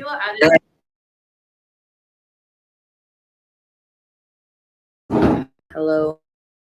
Hey, we can hear you. Hello. Hammer, I mixed up my prep because. Okay, when I said we can hear you, I meant we can hear you every like 10 seconds.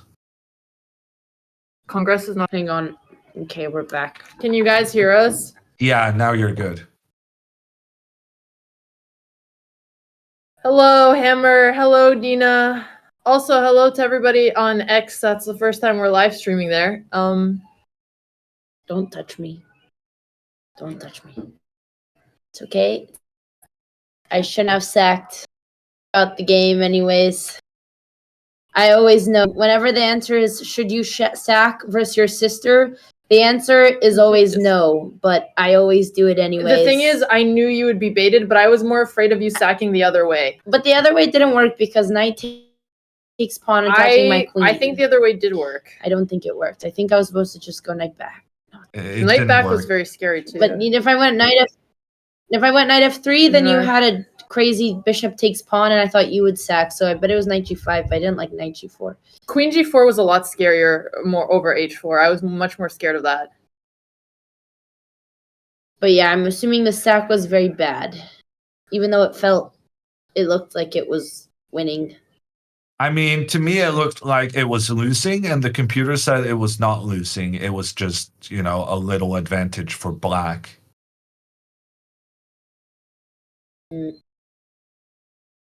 So yeah, it was. Yes, this was the ideas I was most scared of.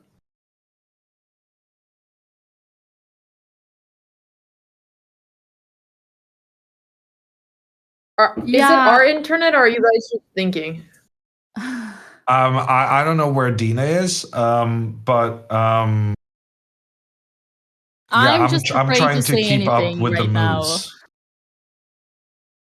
But your thoughts were flickering faster than we can find the right position on the board. Yeah, I was very unimpressed with knight b8. I had flashbacks from Alexandra when you had queen and knight and you were playing against an IM in the previous tournament or an FM, and you would just retreat your knight, move it 20 times. My instincts are against putting your pieces back once you develop them. And I was very impressed with Andrea's g3. I found g3 extremely mature because g3 is like a very, very smart thinking.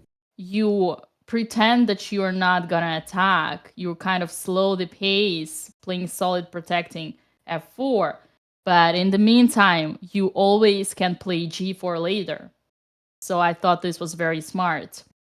And I was very happy with Andrea's opening. I was unimpressed with your guys' preparation.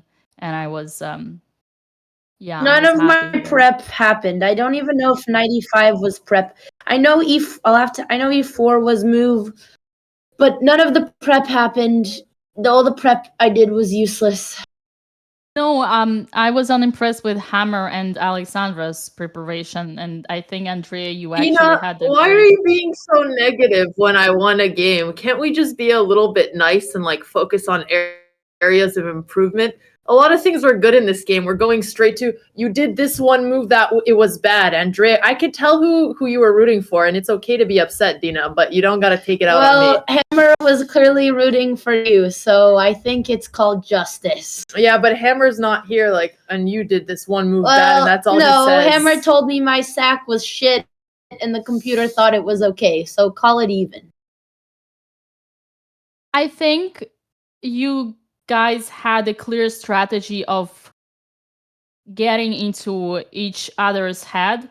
Alexandra's strategy was to provoke Andrea into a rushed sacrifice, and it worked. And Andrea's strategy was to make Alexandra see ghosts and pretend that she was gonna sacrifice. And it started working after knight b8 because clearly Alexandra started kind of, being on her own track for her own plans. And after a4, I was so proud here of Andrea. I thought this was a great positional understanding, not seeing just one side of the board, but also seeing the other side, blockading b5, stopping the Carlsbad minority attack.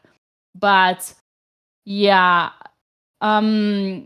eventually Alexander prevailed into getting into Andrea's brain, and Andrea cracked and sacrificed the only knight. thing making me feel better right now is the friendship gambit by Dina, because I think Alex played an amazing game, and I know Dina's giving me extra compliments because I'm clearly the big loser here today. No, she just likes you better.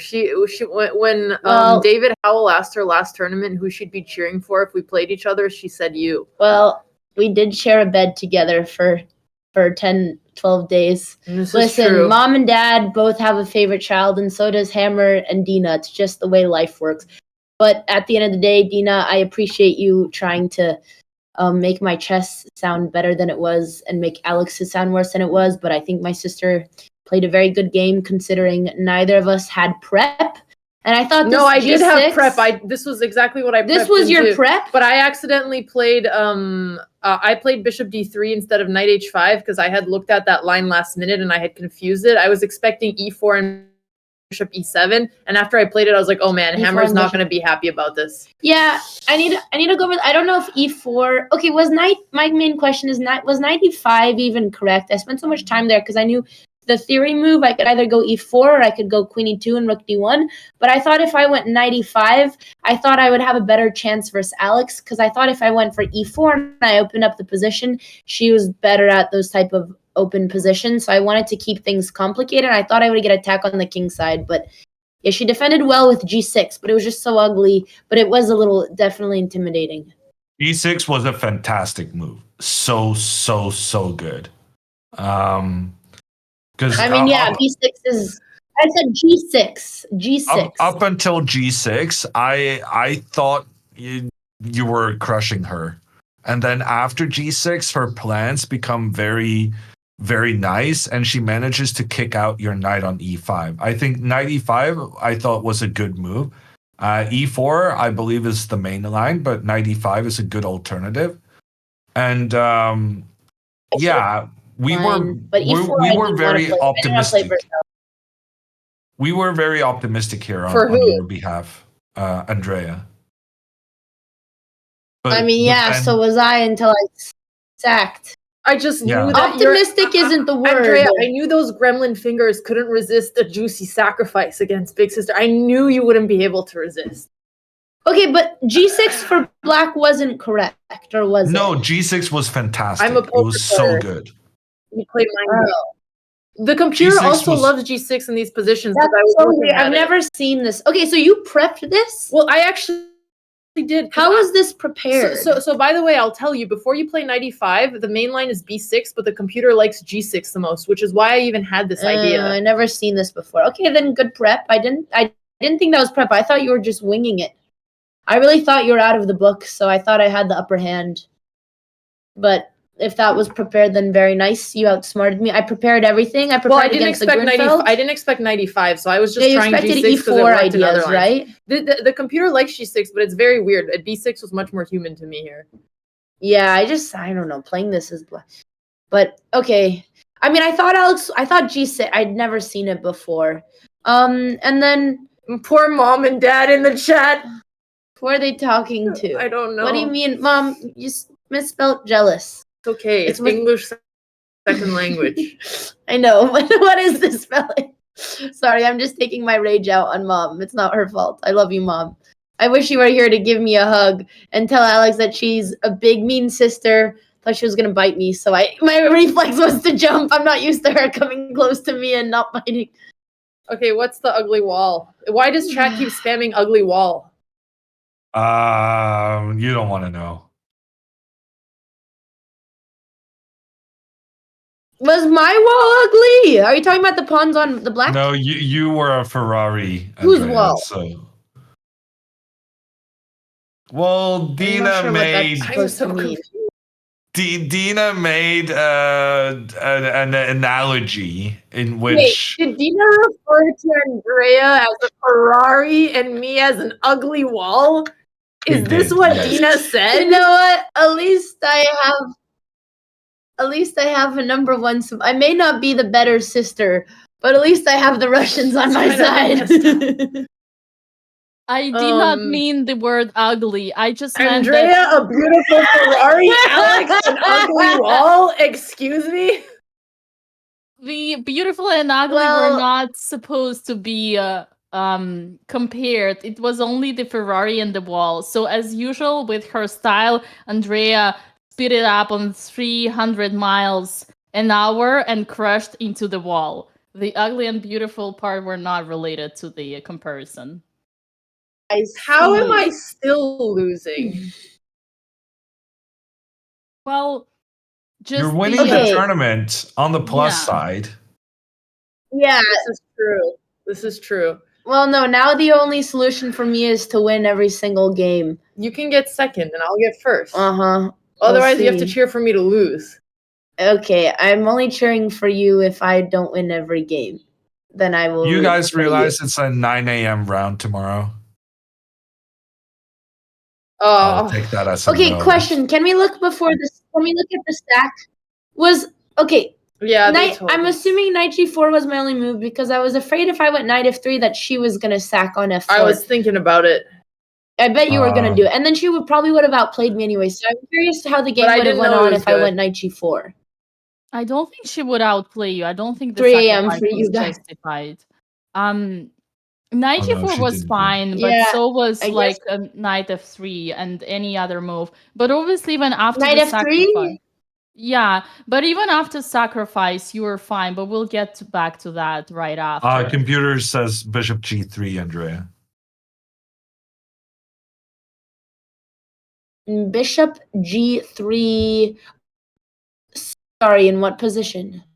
After the sacrifice, bishop takes f4, pawn takes, knight takes f4. Oh, that's crazy. Okay, yeah, but if I would have went queen f1 like a normal human, then I'm doomed. No. Sorry, it's lagging a bit. No, you're fine. It's you're. Yeah, I saw this, Yeah. but I didn't see bishop g3. To be honest, it's the same thing Okay. which you did, but reversed. Because white has a slight sacrifice and when a slight advantage, and when you sacrifice the knight, Alexandra had a slight advantage. So it's just the same thing but reversed. It's that kind of sacrifice that has a compensation, but you need to be careful how you proceed.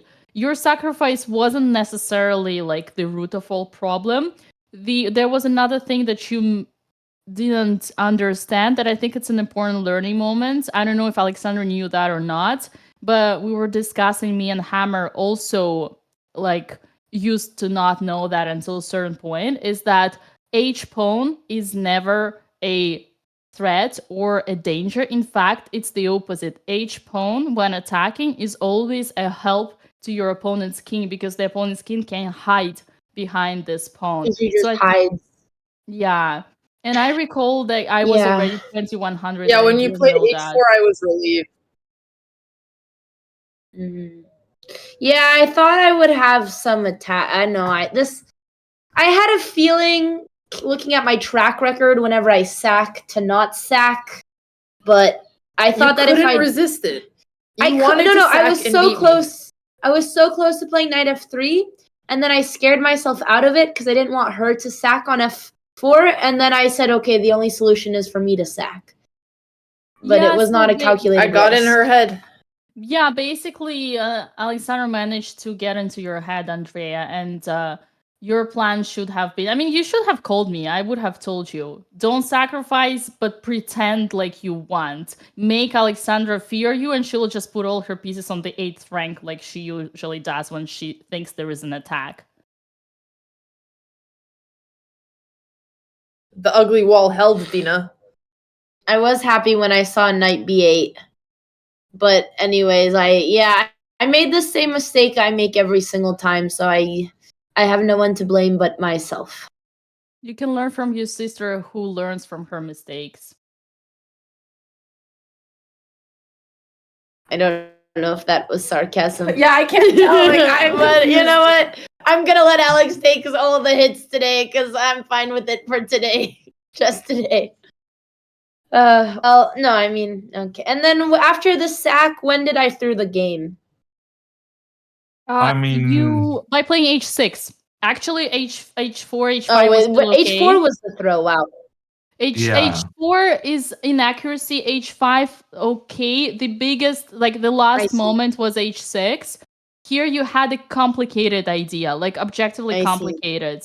You should have sacrificed another pawn, which would help you open a file. You need to open files for your rooks to proceed with the attack.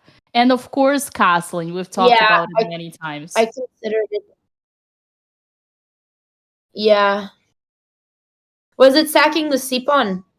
Or which pawn? Oh, castling queen. Okay. Yeah, I mean, this position's so complex. Yeah, even if I got this position 100 times without knowing these moves, I wouldn't have played this properly. So I just, this was so complicated. I'm not even upset. But the sack, I just wish I had a better intuition for when not to sack. I think Andrea, But honestly, it was still very scary for me. I was not comfortable. I was like, if you somehow pull this off, I'm never living it down. Yeah, that's we what I was noticed thinking that too. because Alexandra, you didn't take the But knight right away. You took so much time into thinking, should I take on g6 or not? We could I see just that wanted you to were double check, uncomfortable. but it was still scary. Yeah, I think Andrea. Like Also, the advice... I just want to quickly. Go ahead. It's okay. Go ahead. Yeah, I just the advice that I wanted to give you, Andrea, during the game. I was given once this advice. Whenever you have a temptation to sacrifice or not, don't, because it is always a risk. You always put yourself into a position risk, but also time risk, and you got to be precise. So I would say sacrifice only when you calculate it until checkmate or close to checkmate, and make your opponent think that there is ghost out there, and just make them tilt and go crazy in the defense. The threat is stronger than the execution. Like what? I guess Alex won that battle. Yeah, no, it's a good lesson. I don't know how many games I will lose when I sack to actually learn it, but yeah, I should have known. Well, those were all my questions. I just wanted to say a quick thank you to Sardinia Chess Festival. I wanted to have them on a command on our stream today just because they're putting a really good tournament and the organizers have been really friendly. So just wanted to say thank you to them. And if anyone is looking for a tournament next year and you want to also travel to Italy, you guys should check them out because it's really hard to be a tournament organizer. So we want to give them a little bit of love. I wanted to thank this tournament. I'm #1 ranked. Yes. No, I'm kidding. That's not it. Well, now you gotta win, sister. Okay, I'm gonna root for you as long as you win every game, because then there's no chance I can win first. No, but you can get second. I don't want second. Well, I'd rather be last than you. But okay, I will root for you every game that you win. But the second you lose a game, I will not be rooting, and I will try to win all my games. But until then, I hope you take first place in the tournament. I'll take Andrea, it. there is no way Alexandra will win all her games. It's not possible mathematically or statistically. Okay, Dina, if I win all the games, then are you willing to put something on the line? Absolutely. If I win all my games, you need to change your Twitter banner to Alexandra Botez is better than me at chess for the next month. What do you do if okay, and you lose? Nothing, because it's statistically unlikely. So, like, my odds to do that are very unlikely. Impossible. You said impossible. If it's impossible, put it on the line. No, you're right. Dina said impossible, so put it on the line. Andrea, can you back me up for all the fake compliments I gave you today? Wait, what did you just say? Impossible. I don't know how Wait, how did you get Andrea? She turned it around on YouTube. No. It's true. This is my fault. If I was better at chess, Dina wouldn't have had to make up for my bad chess with her sweet words. Sweet Dina, I miss you so much. I know you would never beat me like my real sister did. And we should all just celebrate Alex's magnificent win and my stupid sack. And Dina, come to LA and we'll all go hang out at the three sisters that we are and love each other. And Dina's afraid. Dina says impossible, but when it comes to putting action to her words, she shies away. All right. And listen, just to keep it straight. First of all, actually, I joked. The compliments were real. G3 and Day4 are brilliant moves, and I see a lot of personal growth in Andrea. And next time she won't sacrifice because she knows it's an practical, unreasonable risk. And for Alexandra, all my roasts are actually hoping that she's gonna stop treating her pieces like BS and start respecting them and putting them up and not back behind. But I am not a specialist of betting, girls. This is your specialization. Every single game you play, you put something on the line. All I'm saying is that there is no way Alexandra's going to win all her games in this tournament. Because I've been there, I've been in those shoes. The lifetime performance maximum 8 out of 9. You are never gonna get 9 out of 9. I'm saying that to encourage Andrea. Down. There is no single chess player in the world who would win 9 out of 9. Okay, so Dina, one thing poker teaches you is when you say something, you actually have to back it up. That's why betting is important, because when somebody says something is impossible, statistically, that means there is a 0% chance. And if you're not willing to put something on the line, then not only are you not a gambler, but you're a liar. Mom, Dad, please would don't. love to change my Twitter profile. It's all There is my no fault. problem If I was with better that. at chess, this wouldn't have happened. Listen, Alexandra, I love the idea of fake changing my Twitter name because that would never happen. The problem here I'm having right now, which this is why I need Andrea's help. I'll explain. I'm not. I will not take it. But I'm not. I need you to put something back. You offer something in exchange. I am not gonna get tricked into one-side argument. This is a one-side bet. Shut up! I'm the one that lost today. I call the shots. This ends now. No more. No more. Poor Hammer. I've had enough. I've had enough. Hammer, can you say the last words, please? Great game, Alexandra. Good fight, And we disconnected. Andrea. You. Hammer? Yeah. I think Hammer is role playing the ugly role. You were very brave in making the sacrifice. But I do think ultimately your results will improve if you change your mindset to being a little less optimistic. And I say that with a heavy heart, Andrea. But right now, your assessments of the situations are too emotional and they're too optimistic. And if you correct that, your results are going to be even better than they've already been. I actually think this applies to life because one time I was reading an article about people who are always late are people who are overly optimistic. And the reason that they're late to everything is because they always overestimate everything they can get done before the specific hour. And then I read that article and I said, oh, well, my problem in life is that. And then I said, okay, well, should I fix this? And I should lower my expectations. And then I forgot about that article, and then I never did. But I actually think this applies to life. And I don't think this is a problem I will ever fix because if anything, I will. Well, you know what? I've been a little more on time. So maybe as I age and I get more wisdom in life.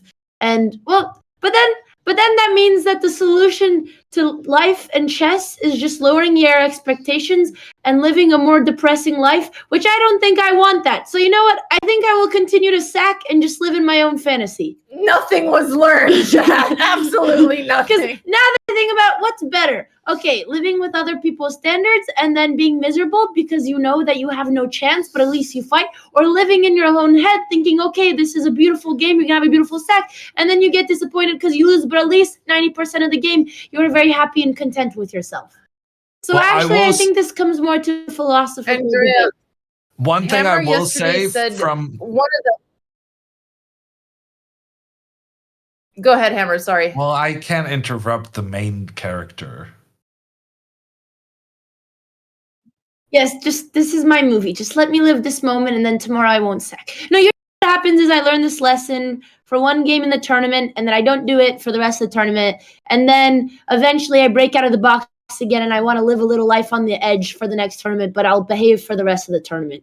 Andrea, as a person who has been a professional chess player, let me just say that if you don't want to be depressed, you shouldn't try to play chess professionally. I wouldn't call this professional chess. This is content creation. I'm a professional chess content creator, not a professional chess player. Play chess tournaments for our profession. And you know what? I'm gaining Elo at the end of this trip, so I disagree. Andrea, I guess to smooth the ends, chess is a whole representation of your personality, of your character, and your chess style is directly like shows your personality. So that's why you can see these things. And it is on the ugly one, Dina. I just needed a wall to which Andrea was gonna Listen, break into. so I guess the Alexandra solution to all this is just Yeah. I just have to play less exciting chess and more boring chess, practically. No. No, Andrea. But just- see, this is why I revolt against this, because I am a content creator. I am here to make content, not to play perfect chess. No. So I will continue living in But my fantasy. If that is your mentality, I Andrea, simply then you am can't really be simply upset my- about losing because you're not here to play chess. You're just here to create content. No, Well, Andrea, I'm here to just don't be so easy to read. You need to learn a little bit of poker. You're so easy to read. Be slightly more flexible. Don't show them all your cards. Let them think you want to sacrifice, but don't do it right away. Just do it a little bit later when it's gonna lead to checkmate. No, you're right. Okay. Okay. Well, Alex won the poker match today. So, I was really close to playing d4, knight c3, g4. But okay, I don't think it would have worked. No, not against e6 anyway. But I was trying to surprise her, and all morning I was trying to get in her head, and I was telling her things, and we ate lunch together, and then I was telling her, and I thought I got in my sister's head, but I don't think it worked. Well, I was letting you think you get into my head. Well, That you okay, I felt didn't more actually think comfortable I with the got in your position. head. But yeah. Well, you can't break the wall. That's the lesson at the end of the day. Well, guys, I think that's the end of the match. We should raid Alexandra Chess because she's doing commentary on the tournament in Sardinia, so we should support their live stream as well. But thank you, Hammer, Dina. We're gonna talk after this, and chat. Thank you guys for being here to support. And I feel like I didn't get an answer to my question. How are you feeling about playing 9 a.m. tomorrow? Oh, awful. I only found out when we showed up at the round and we both groaned in pain. Okay. Well, luckily we have plenty of time to spare because it didn't take her that much time to beat me, so Should we get a nice little dinner together, maybe? I'm not hungry right now. Maybe later. Well, on a bright note, after the raid, we're gonna have a new video released on the BotezLive YouTube channel with one and only Grandmaster Daniel Naroditsky. Apparently, this is something spicy, and I am extremely excited and welcome everybody to smash that notification button on that YouTube channel to see that video out. Okay, Dina's redeeming herself. Well, chat, we'll see you. Actually, okay, let's be real. Only like a fourth of you are going to wake up at 3 a.m., but we will be there. We'll we have be 2 there. games tomorrow. If you're a real fan, you'll be there. But you could 2 also games sleep tomorrow. because honestly, I would be sleeping too. Now, We'll see you in round 2, guys. And Thank now you, Alex Justin better Conclusion. win every game, and I must. And win then Dina every will change her game. banner. Well, And don't you forget can't to lose join now, the 'cause I died, so BotezLive you can Club win. on chess.com because we're gonna host weekly. We are going to be hosting arenas. Yeah, European teamwork. fans will be there. Appreciate it, chat. And thank you everyone who tuned in from X. The viewership was insane. Yeah, we had more viewers on X than anywhere else. It peaked at like 29K or maybe even higher, which I Which guess is Someone was X is saying just it's I total hope nobody views. just.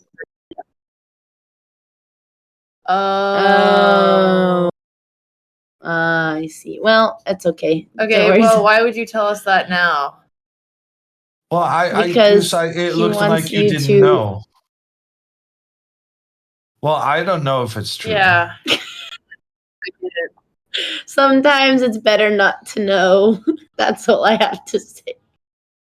I'm sorry. Well, no, it's cool. I wasn't excited. I mean, listen, Alex, you gotta get used to being disappointed because apparently that's how you're supposed to play chess. I guess so. Okay, are well, ready. thank you, everybody.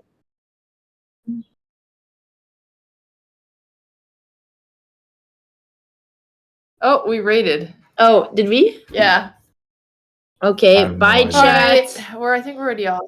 Oh, hey, guys. Sorry, we couldn't see your video, so it's hard to not talk over. Yeah. Okay, I think we're off. Yes. I'm not sure we're Yes. off. All right. Hammer, Dina. Oh, wait, we're still live. Oh, we didn't end the stream. Oh, the raid went through. Whoever's still here. It's Vila. Bye, chat. I think the raid went through, but we're accidentally still live. So see you guys tomorrow. Bye, guys.